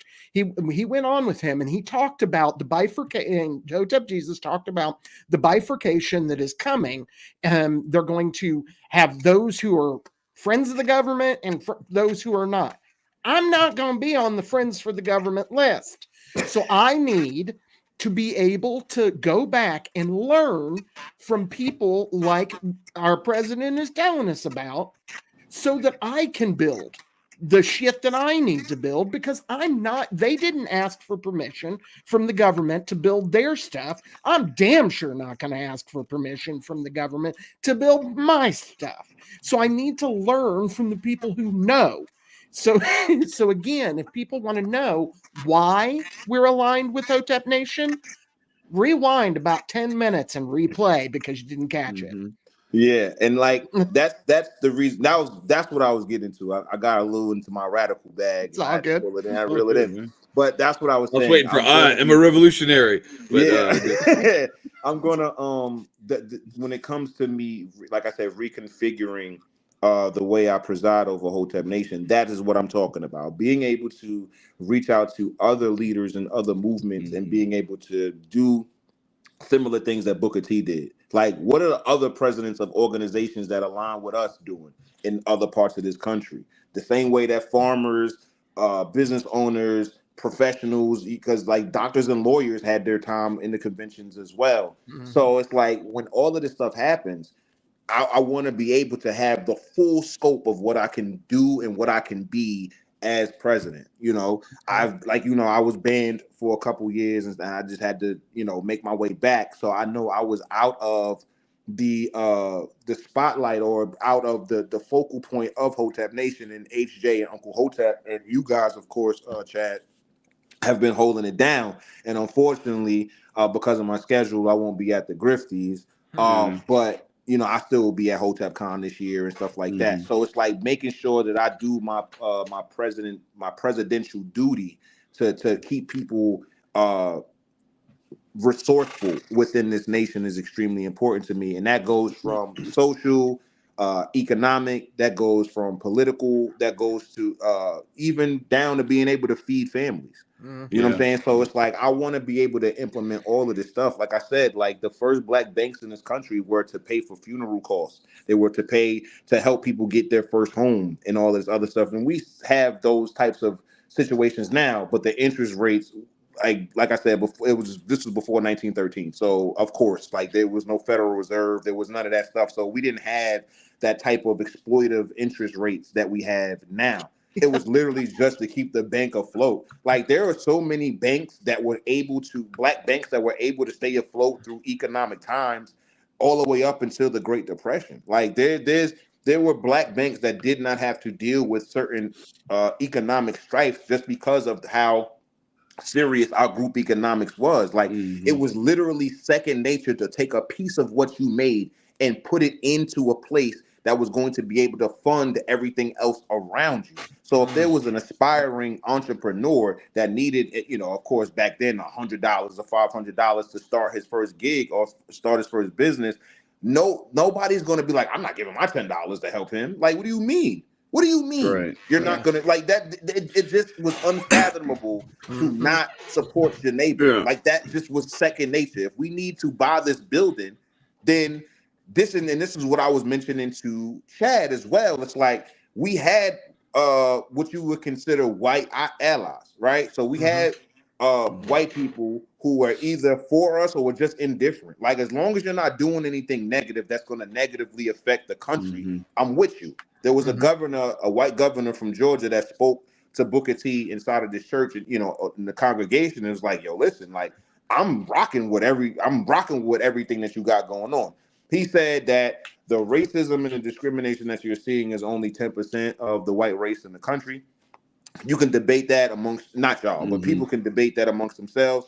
But I'm gonna take him at his personal word as far as how he felt, because he was rocking. And you had plenty, or enough rather, white people who was like, yo, listen, I'll go to him. A black dude who was industrious, like, yo, listen, this white bank is not gonna open up this account. You go in there with $500, open up the account, and then we gonna make it rock like that. And here's what happened in the reverse as well. When the black banks opened, there were a bunch of white people who could not get a loan, who could not open up a bank account in a white bank. Where did they go? To the black bank. In the 1920s, during the Harlem Renaissance, we had the best booze, we had the best jazz clubs, we had the best food. They brought their white asses to Harlem and stopped with us, danced with us, and then took their asses back to the suburbs. Like this is why I'm talking about like the gray area and the nuances of history. I cannot and will not purport to the public with the knowledge that I have as if it was just like this. Look, it's never been like that. It's been all over. Like we've had allies, we've had enemies, we had turncoats that were white and black. Like I said, William O'Neill is a dark-skinned black man who totally did not see the relevancy. He did not see the importance. He didn't see any of the solutions. He didn't see any type of relevance or type of anything that will be regarded as something good in the Black Panther Party. And because this government entity hired him to subvert, to infiltrate, and then to set up and kill Fred Hampton, he didn't have a problem with it up until he finally did what he did. And this when he got drunk and jumped into traffic. It is what it is. But there's that's what I'm talking about. If you're for the advancement of your country, if you're for the advancement of your fellow countrymen, then I am your guy, because that's what I'm about. Because I don't have to succeed at the expense of somebody else. And just to make it broader, me and my people, as far as Black Americans, do not have to succeed at the expense of somebody else. That's not at all what this has ever been about. I know because of the certain revenge parts of your brain, you want some get back. You want some get back for slavery. You want some get back for the black codes. You want some get back for Jim Crow. I get it. I totally empathize and understand exactly where you are coming from. You understand? I'm not saying that they should be let off the hook. That's the reason why I am still for reparations, but it's not going to come from an emotional level. It's not going to come from a social level. It has to come from a governmental or more so an economic standpoint. And that's why I'm still with it. If it was like, I don't, an apology and all, I'm not looking for none of that stuff. I'm not. I want my people to be able to still be enterprising, industrious, healthy, resourceful, and united without it having to take a toll or be at the expense of anybody else, because that's not what we've ever been about historically. So that's where I'm at with it. That's why I always thought tax exemption was probably the best way to go. I'm with that. Fuck everything else. Just be like, I don't have to pay taxes ever. None of it. No property taxes. None of that shit ever. But you touched on the stuff with the I don't know. There's a whole bunch of stuff in there, but like there's like the victim mentality, and then you combine that with some of this we talked about Hotep Jesus using my picture to book the hotel for the first Hotep Con that never happened in 2020 because they shut the whole thing down because of the magic virus and everything. But but when we get into like how like the woke left and then the woke right, and you and I talked about this, how you have the same sort of victim mentality that the right will say, like, stop being a victim, pick yourself up by your bootstraps, but then they're going to spend all day posting libs of TikTok and complaining about drag queen story hour or the rainbow people teaching their kids and not telling them about what gender they picked in school and all this other kind of stuff and everything. It's like, but you're still sending your kids to the public schools and you're still doing all this other stuff. And what are you building? Because it sounds right now, you're not picking yourself up by the bootstraps, and you are espousing a victim mentality. And so let's talk about that and about what the inspiration may be behind that, because I have an idea as to where that inspiration is coming from, and it's not from a good source. It's for me, it's an emotional response to being or feeling powerless and defenseless, and because I grew up in America as a black man, I understand what that feeling is. You feel me? So it's like that's the whole the white man is keeping me down energy. That's the whole I can't get ahead because of XYZ energy. And because we are the number one group in this country that is told to get over all of that type of stuff, to get over slavery, to get over the black codes, to get over Jim Crow and all that other stuff. We are the first and foremost group that has to deal with that type of bootstrap energy. We're the first one.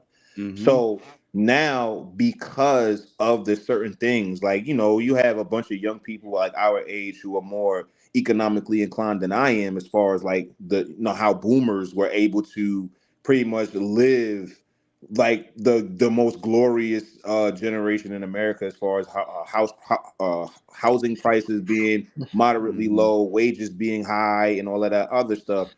That was a form of soft welfare, in the sense that you did not have to work every hour of every waking day that you live to be able to afford that type of stuff. So when we are now dealing with that same level of like, I should live that from the, let's just be honest, from the white right or the woke right or whatever, now it's like, yo, why is this happening to me? Like, I was supposed to be the one telling y'all to pull yourselves up by the bootstraps. But now you're telling me I got to practice group economics. I got to take my kid out of just public schools and homeschool them. You telling me I got to take way more responsibility over my life than my grandpa did. And all he had to do was like work 8 hours a day and then be able to take every weekend off and still have enough money to go on vacation twice a year, still have a nice home with the white picket fence and having paid off by the time he's, 60 years old or whatever. Like, that type of lifestyle is so far away from what the reality is today. So their response is like, it's got to be somebody else's fault. It can't be my fault. Right. Now, when other groups said that, yo, this can't be my fault, that I'm living in the ghetto, despite that I voted this Democrat in, or I voted these policies in, and I accepted these bills happening. I mean, these bills that were being signed into law. It can't be me that let these projects, buildings be brought up in my city, or that disenfranchised us and all that. It can't be me not reading the fine print on these laws and all that other stuff. It can't be me. Somebody else had to do it. It's like, no, you remember you voted. The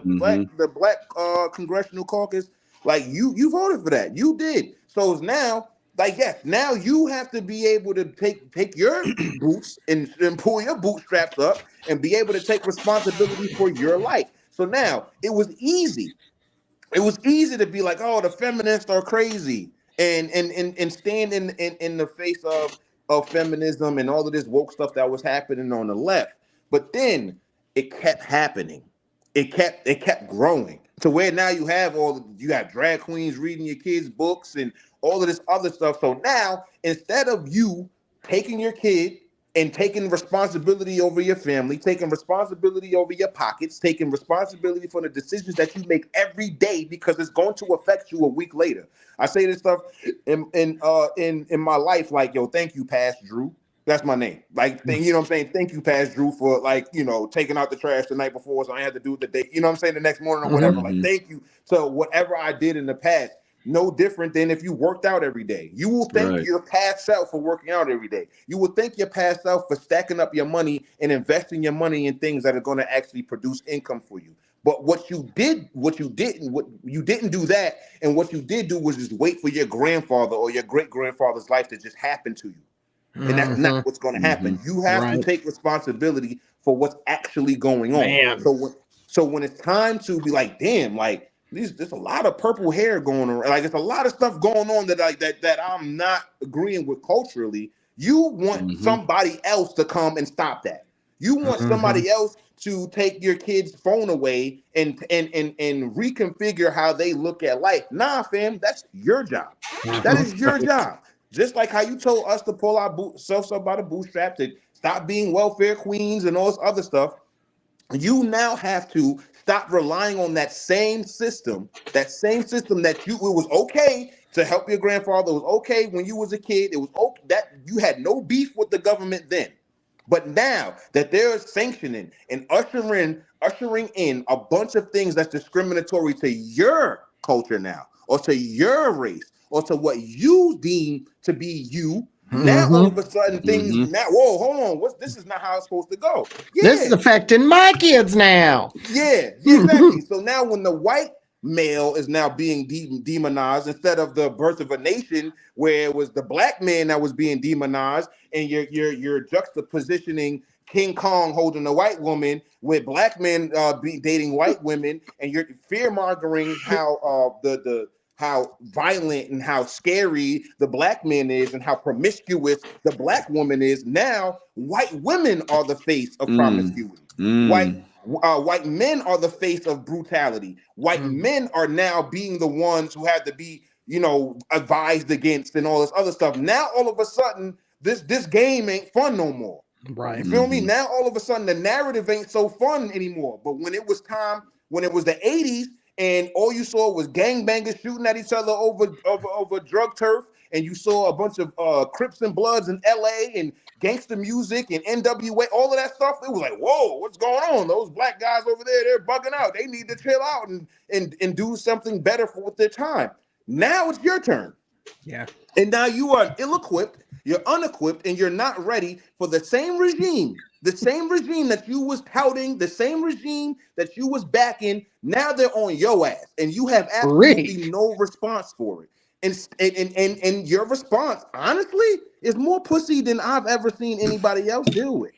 You cry now, and we already know what group of people they cry about at this point. Yeah. But that wasn't. You didn't give us that grace. You didn't say no, that. Seriously though, think about it though. Think about like crying about a dude who chopped his dick off. You feel me? That's wild. That's wild. Like if you really think about it, like that made you cry. Yeah.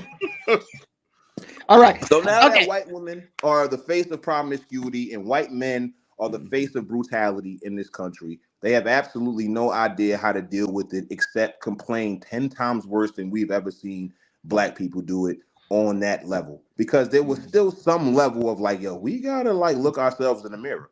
There was some level of it, even if it didn't come from the community. You had other communities telling us, yo, it's you and your culture and what you're doing and all the stuff that you're ushering in and stuff that you like as a culture and all this other stuff. There is none of that happening, or it's not as much happening, because at the end of the day, there's going to be levels of that conversation that don't make it to that, because there is still a level of like, y'all are still number two. You're right under Asian. So it's like, let's relax here. It's like you still have a lot of stuff. Like white men still make up 90% of our government. So let's relax on the powerlessness or the defenselessness that you are trying to purport that you have. Right. However, they are now. I will never act like the straight white man is not being demonized to a level, because I understand it, because my uncles and my grandfather and them were and they were being demonized just for being masculine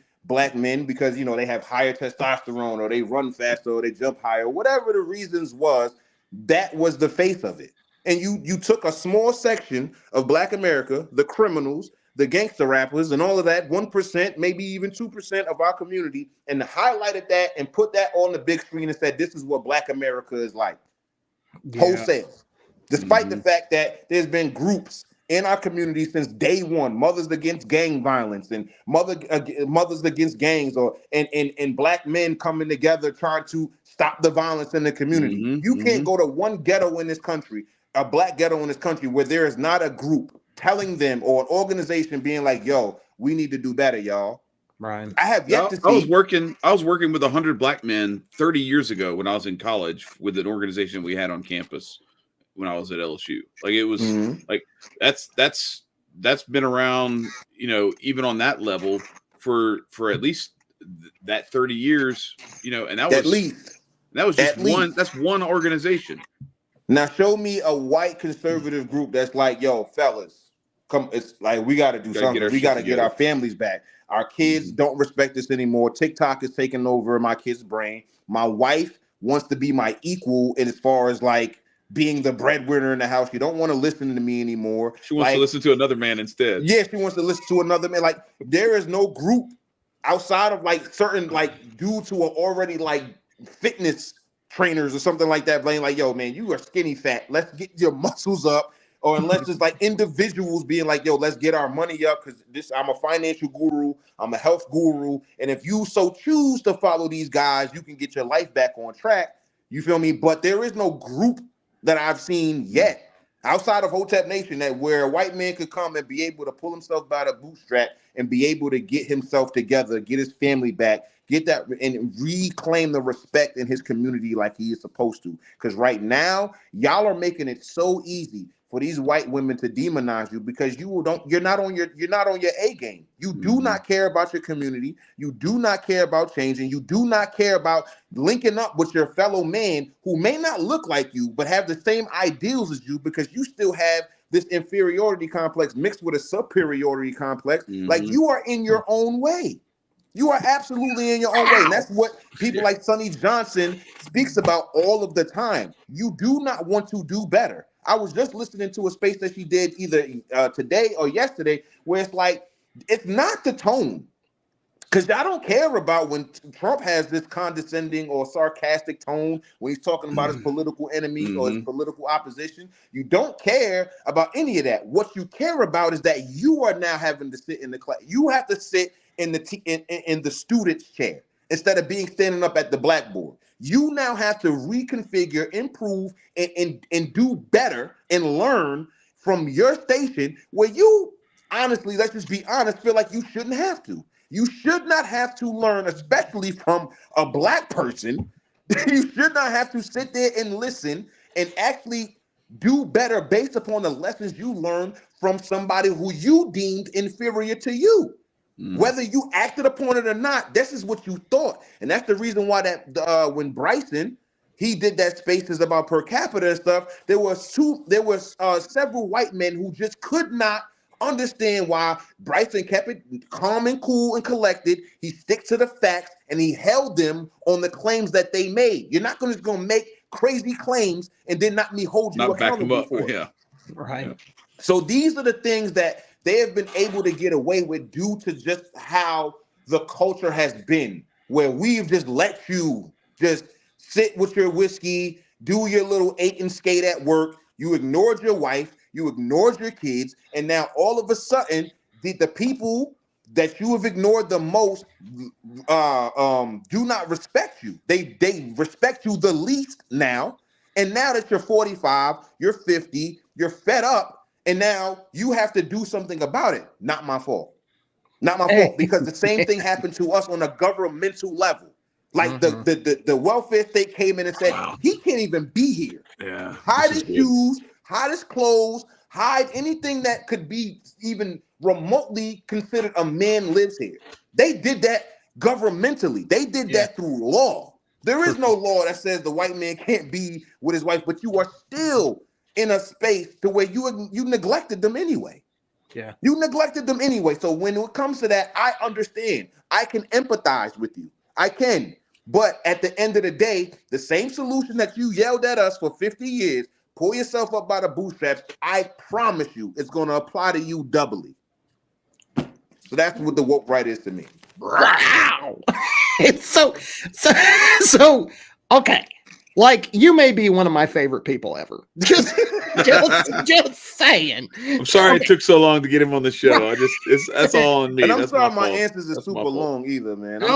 Dude, that was off the chain. This is great. Like, one of the things that I'm thinking, like, Steph Colonel said, "Oh, this is a real Hotep brother." Right. Absolutely. So this whole time, like, we used to do this thing, right? That the indoctrination chamber, right? We'd bring people on and we'd put them through it. You know what? I feel like we got the indoctrination chamber put on us. This is how this works. Okay, this is how making you, because you were like, I need to learn a little more about anarchism and all that. Okay, you don't need to learn shit. No, honestly, like that's great that you said that, because the reality of the matter is the people who say I'm an anarchist, like us included, I think you would probably agree, Marcus, that we probably evolved more in the direction of, like, we started off as like, hey, government's bullshit, this is, anarchy is the way, to like, it's never going to happen like that. We just need to like build our own shit and make that shit irrelevant to us. Agorism. And then the anarchy just happens on your own. Like, you make it happen by like not. You don't go overthrow the shit and be like, now there's no government. Like, no, you just create a power vacuum. Instead, what you do is build your shit up strong enough that like they can't fuck with you. Right. Yeah, what you have explained, half of what this interview has been, you don't know this. There's an entire section of anarchism called agorism, which you use counter economics and you create your own shit. It's the use of cryptocurrency, barter, trying to be outside of the system. Sound familiar? Yeah. Right.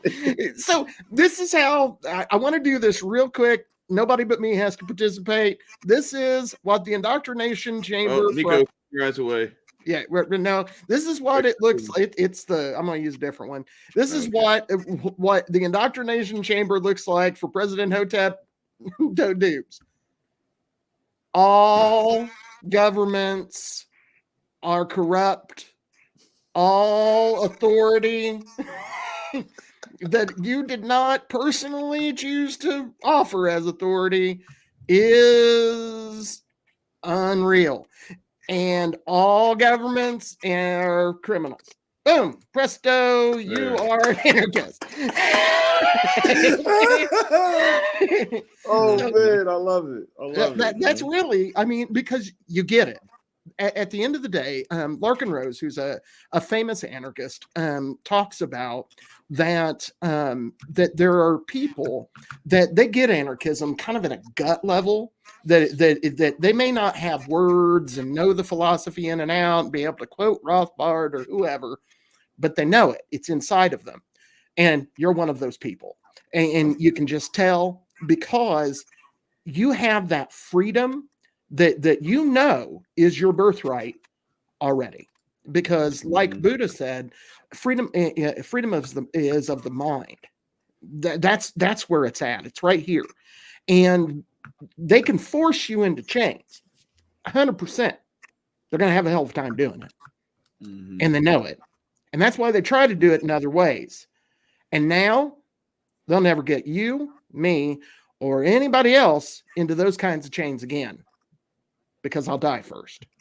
That's a fact. And that's what it's always been about for me. And as I'm getting older, I appreciate how even more firm that I am in my beliefs. Whether it be, social, economic, or whatever it is, it's like it makes the most sense to me. That's really where this stuff comes from. Like, if it didn't make sense, I don't care who did it. You know what I'm saying? Like, even the guys that I study, I don't agree with everything that every one of them say. You know what I'm saying? Like, there's certain black guys, like I said, like, who like kind of placated to certain people that I wouldn't have. Now I have to stay within the context of the time period that they were in. You know what I'm saying? I don't think they would want to publish a book that was too damning of one particular race or another.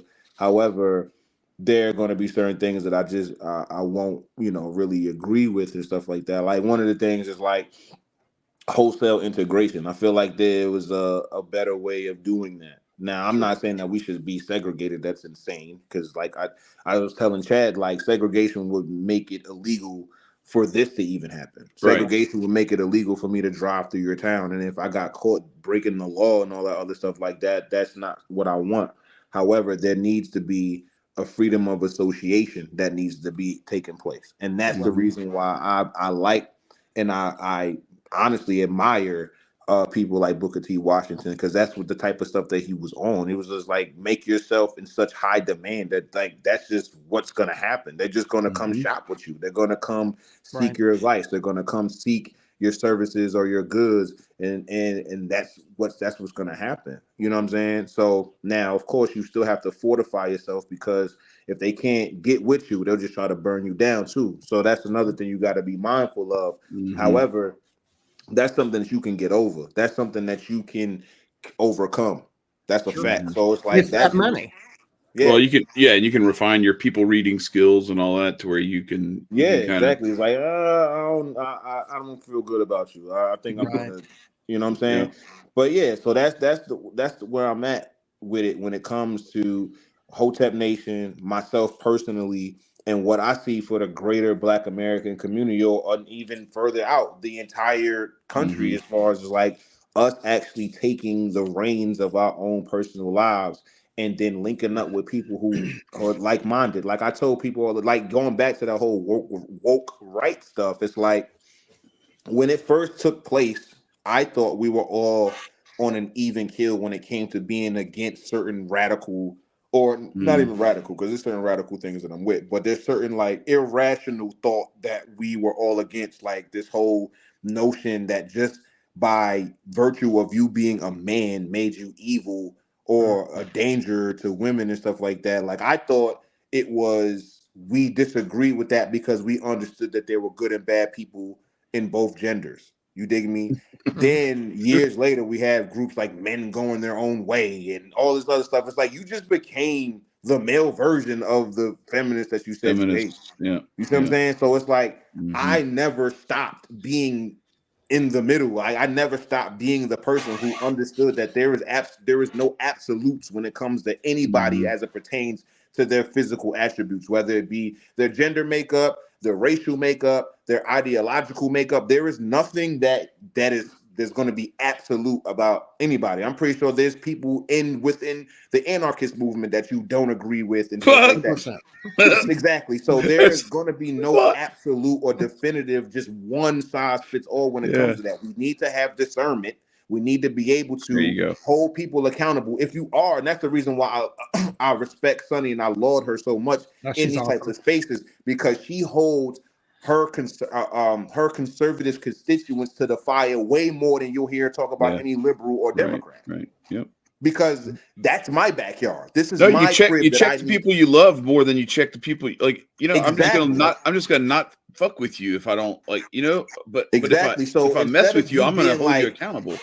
instead of libs of TikTok, how about we talk about the degenerates of TikTok? Like, you trying to cast them into this box as leftists, and that's what makes them evil. It's like, Divide and conquer. dog, that's insane. That's asinine to think that every person who's on the left is some type of degenerate. That's insane. I tell Or that you don't have all the people time, right that you could put in that same in the thing. same Put them in that category, and because they're not a lib, it's not gonna apply to them. You're not gonna I said expose this them. before. Yeah. When it comes to my timeline, there is no black liberal friend of mine. I don't really have many white liberal friends.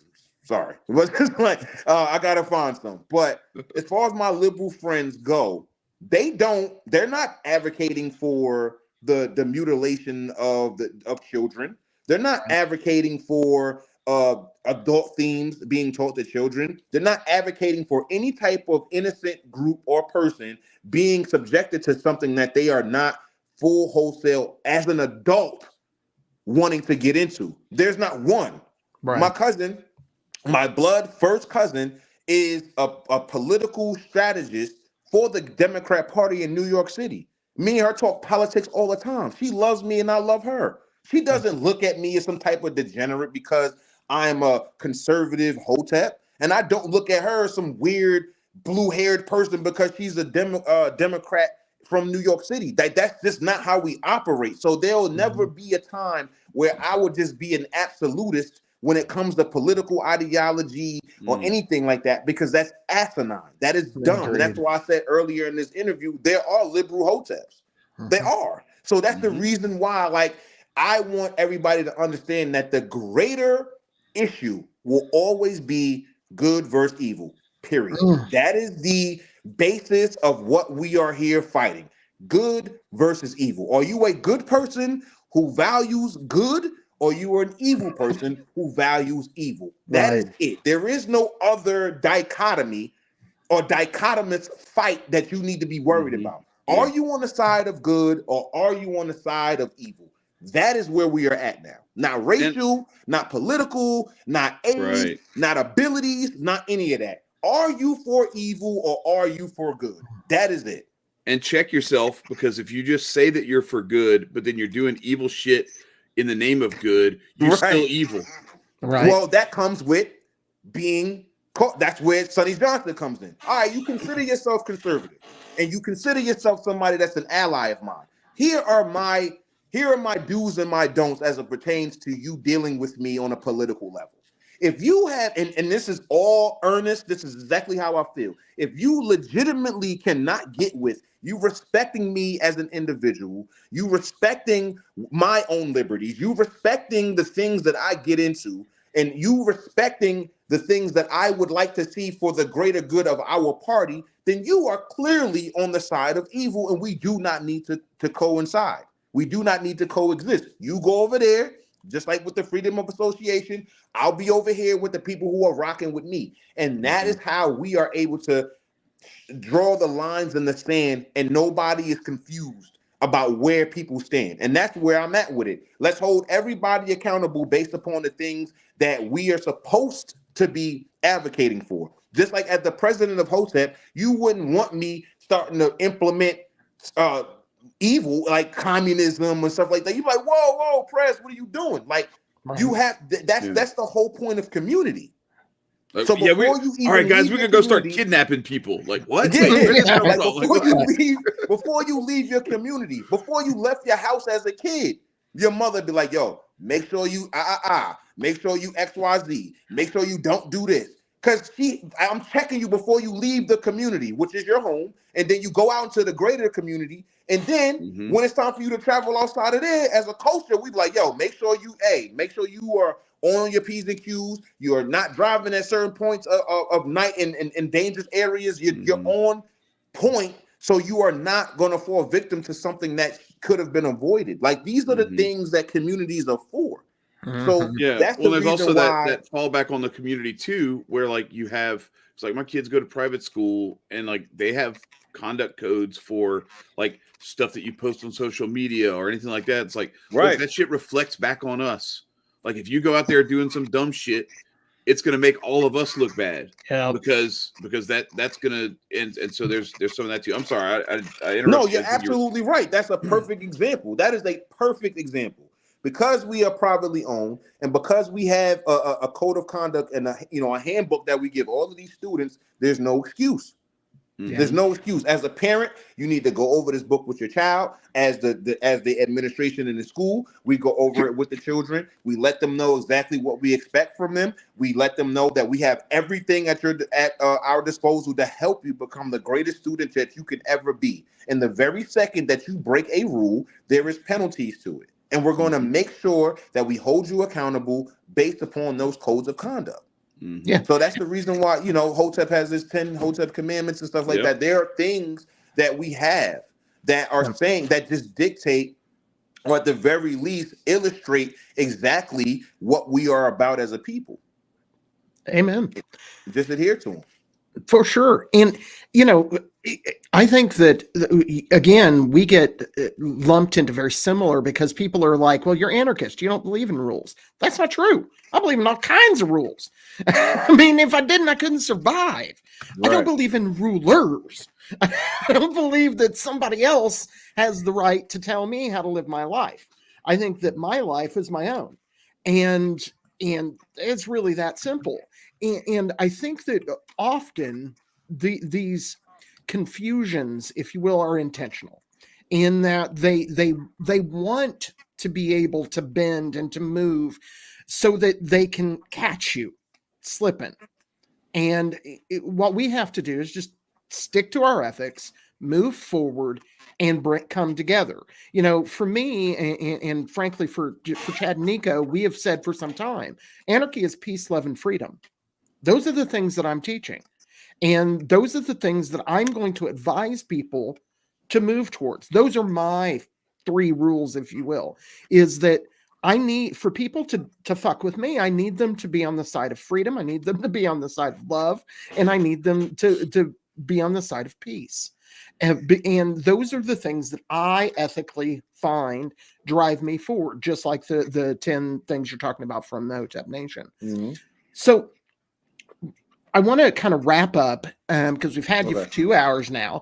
I want to kind of wrap up and say, where do you think you go from here? Because I think that Hotep Nation obviously is going to be a major part of where you're going, but you're an individual. And I already can see, like I said, you may be one of my favorite guests we've had, and that's not bullshit. I appreciate that. That's not me, but you're challenging and you're very intelligent. And I really like the combination of those two because I have a bit of that myself. So I see some of that radical in you, also in me. So I appreciate that. For sure. So what do you see for yourself going forward? Where do you think your next steps are? More enterprising. I personally want to get deeper into my histories and my studies. I want to. I got all of that. I'm going to write a history book. I'm going to. Chad alluded to my previous page after I got before I got banned called Forbidden History.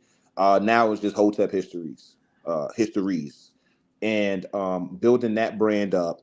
Finding like-minded historians, armchair or professional, who have a real interest in the unsung heroes of our history. We're going to get into the popular names, your Thurgood Marshalls, your Martin Luther Kings, your Malcolm X, but they will be in the background of a lot of the other people's stories because they coincide so much, like Samuel B. Fuller. Martin Luther King's in the background of that story because he tried to advise him. So I want to get it into where it's like we have me and my guys as far as like the Black Americans. Then I want the Irish American historian on my channel and being able to, because there's a bunch of unsung heroes in the Irish community, the Italian community. Like I want to be able to show American history in all of its glory, all of it. So when I can delve into like the Russian guy I told you about, or the Chinese American history and stuff like that. I want Hotep histories to embody all of that. Nice. I'm going to have Hotep histories embody all of that, and so that's a major endeavor of mine. This documentary, I'm gonna turn that into a series, and then Hotep Histories is going to have a studio, because we're going to get into turning these stories into anime. Nice. That's a medium where I've always like I've always loved anime since a kid. You know, Dragon Ball, of course, was like a lot of kids in the hood. That was like our introduction and stuff like that. Watching Adult Swim, Bleach, Inuyasha, and stuff like that. Now so Nico's getting excited. If you say One Piece, we might lose Nicco. Yeah, I see it. I can Nicco, you're He muted. gives off anime energy for sure. Nicco, you're muted.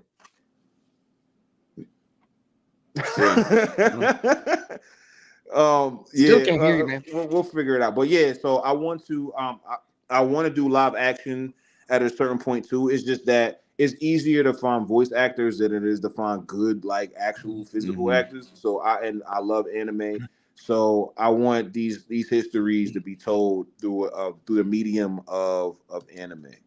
So, you know, because of my paranoia of sniping ideas and stuff like that, I don't ever share this type of stuff. But say it's cool. too much. Yeah, don't say too much. Sure. So that's pretty much what I like. Just going deeper and deeper into the history. And the only reason why I'm even spilling the beans on the anime now is because I've seen it done.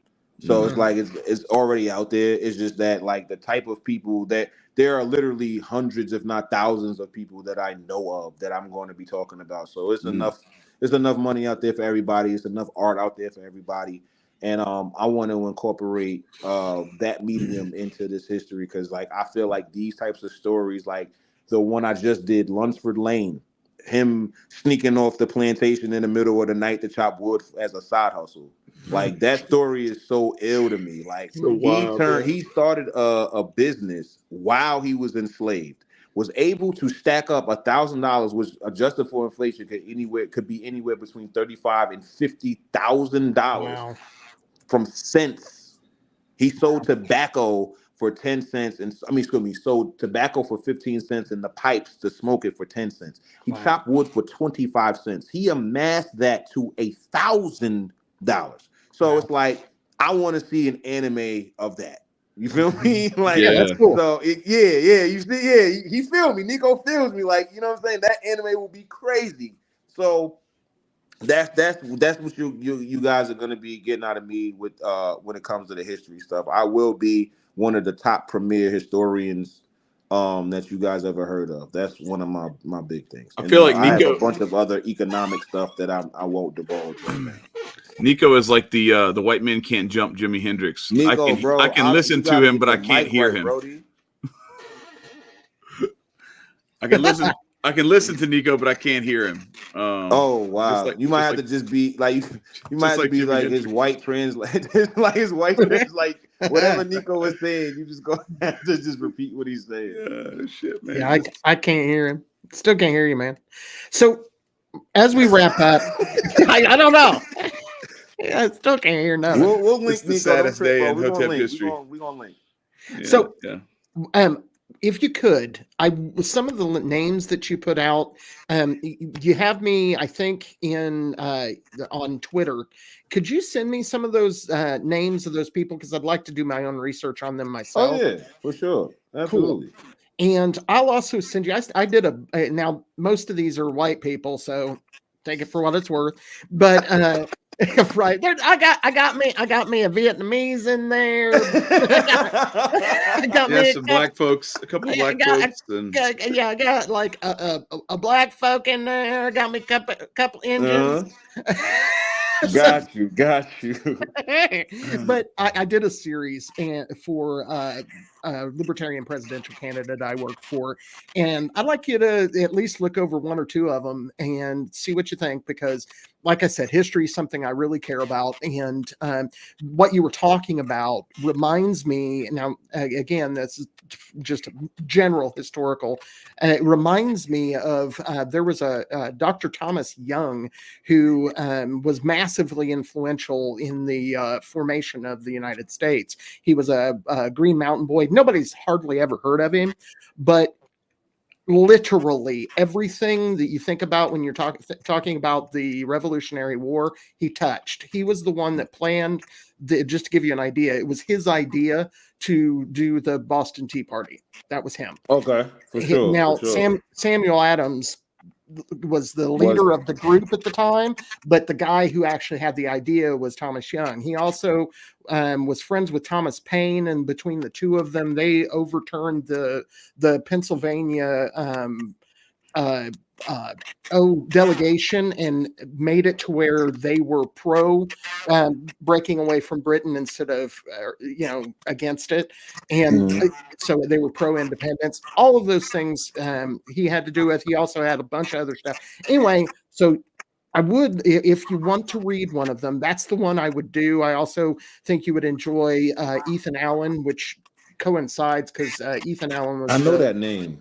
He was the most. There used to be a furniture store called Ethan Allen. So, that's why I know that name. That's literally why I know that name. For sure. That's what I thought. That was the first thing I thought of when I heard it. Right.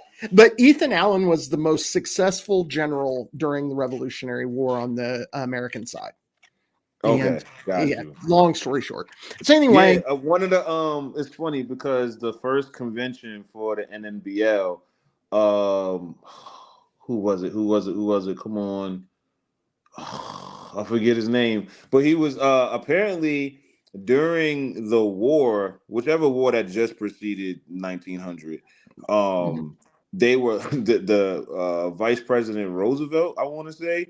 He was like slandering black soldiers, and he was like, this was the only complaining that the NNBL had. Because he was like, yo, like black men were literally on the front lines during this war. Like we got super wacky on the battlefield. I don't understand why Vice President Roosevelt is trying to slander us as we were some type of cowards and all this other stuff. So it's like, yeah, like for sure. And he was like, he was a captain. So he was like, I literally led these black men into the battlefield. So it was like, you're not going to talk crazy about it. You can call me a bunch of things, but you can't call me a coward. Right. Yeah. So I say that to say just because it's going to be, yes, you have a bunch of story of black towns and stuff like that, but there always going to be some type of interweaving of the stories that you're talking about and the stories that I have in my studies as well. Like they're always going to overlap at some point, especially if they were in the same state. Marcus could be your white historian. Yeah. Yeah. So it's represent. You said like I want to have like the Irish and I want to have the this. Yeah, like that's what I'm saying. Like there's gonna be room for all of that. It's just that my mission was to highlight all of the people that don't get highlighted. Like the fact that they chose Madam C.J. Walker. And somebody in the comments told me that Madam C.J. Walker's show on Netflix depicted Annie as like a self-hating colorist and all of this other stuff. Gosh, I'm like, really? wait, what? Yeah, I started to watch. Like, what are you talking about? Yeah, I tried to watch that and couldn't make it through. Yeah, I don't watch any of that stuff. I ain't gonna lie. I haven't. Yeah. Cool. It just doesn't. Like, I remember when the controversy of that Harriet Tubman movie came out, where like the white dude was like the good guy. Like I was like, bro, what? Right? And the black man was the enemy. It's like, yo, dog, that's not like right. I think something's wrong here. Cool. Well, I guess I'll be the first one to say I've really enjoyed this interview. Again, always welcome back and keep digging, man. That mind of yours is just, man, it really cool. Because, and I'm going to be blunt, some of it remind me of me a lot because, right, I agree. Just like when you call somebody up on your birthday and like tell them happy birthday when it's not their birthday, just so that they'll tell you happy birthday. Like, I think I really like you because you remind me of me. Yeah, for sure. All right, okay. 100%. I'm a good dude. He reminds me of me. We're good. You have we a similar go, man. beard. He's got a little more color in his beard than you do. But, For A sure. little bit. Yeah, I'm a little older too. a little bit. But anyhow, I just wanted to say thank you for coming, and I can it's talk. been great. You guys got something to say? I'm not sure Nicco can say. Yo, No, bro, yo, dog, just follow me, bro. We're gonna link up, bro, because I feel like there was a bunch of stuff that you weren't able to say, and we could definitely just talk. That's not excluding you, Marcus, because I know me and you gonna chop it up on the history level. Sure, Chad, me and you have been building for the past 5-6 years, so you know you pretty much family at this point. So don't even worry about it. We going, like I said, we gotta have that little secret meeting about you, but it's all good because I feel like you sabotaging Nicco right now. I am sabotaging Nicco. Well, no, I can't sabotage Nicco. Nicco is vital to Men of Order. I can't have Nicco get sabotaged. I don't know what happened, but we are going to get on the case and try to fix it because we need Nicco at full strength to do what he's doing for Men of Order because he's doing yeoman's work and really getting it done, killing it out there. So much love and appreciation for my man Nicco. Absolutely. For sure, Nicco. We're going to link. Marcus, we're going to link. Chad, we've been linking. So I can't thank you guys enough for this opportunity. Hopefully, the people watching, got something from it. I know it's gonna be a few people in the comments trying to fact check me and stuff. Please do. I have no problem being wrong. Just know that all of this stuff genuinely comes from a genuine place of me wanting not only the best for me, myself, my family, but also my community, my race, and also my nation. I want this is not something exclusive to Black people. This is if anything is exclusive to Americans, but this stuff can be implemented in other parts of the world. So I just want people to understand that that's my message, that I'm here to help. I'm not here to do anything other than that. Awesome. That's why you're our president, man. Love you, bro. And don't you forget it. Good stuff. Good stuff. Yeah. Right on. Well, everybody knows what to do. Stay free. Stay Hotep. Peace.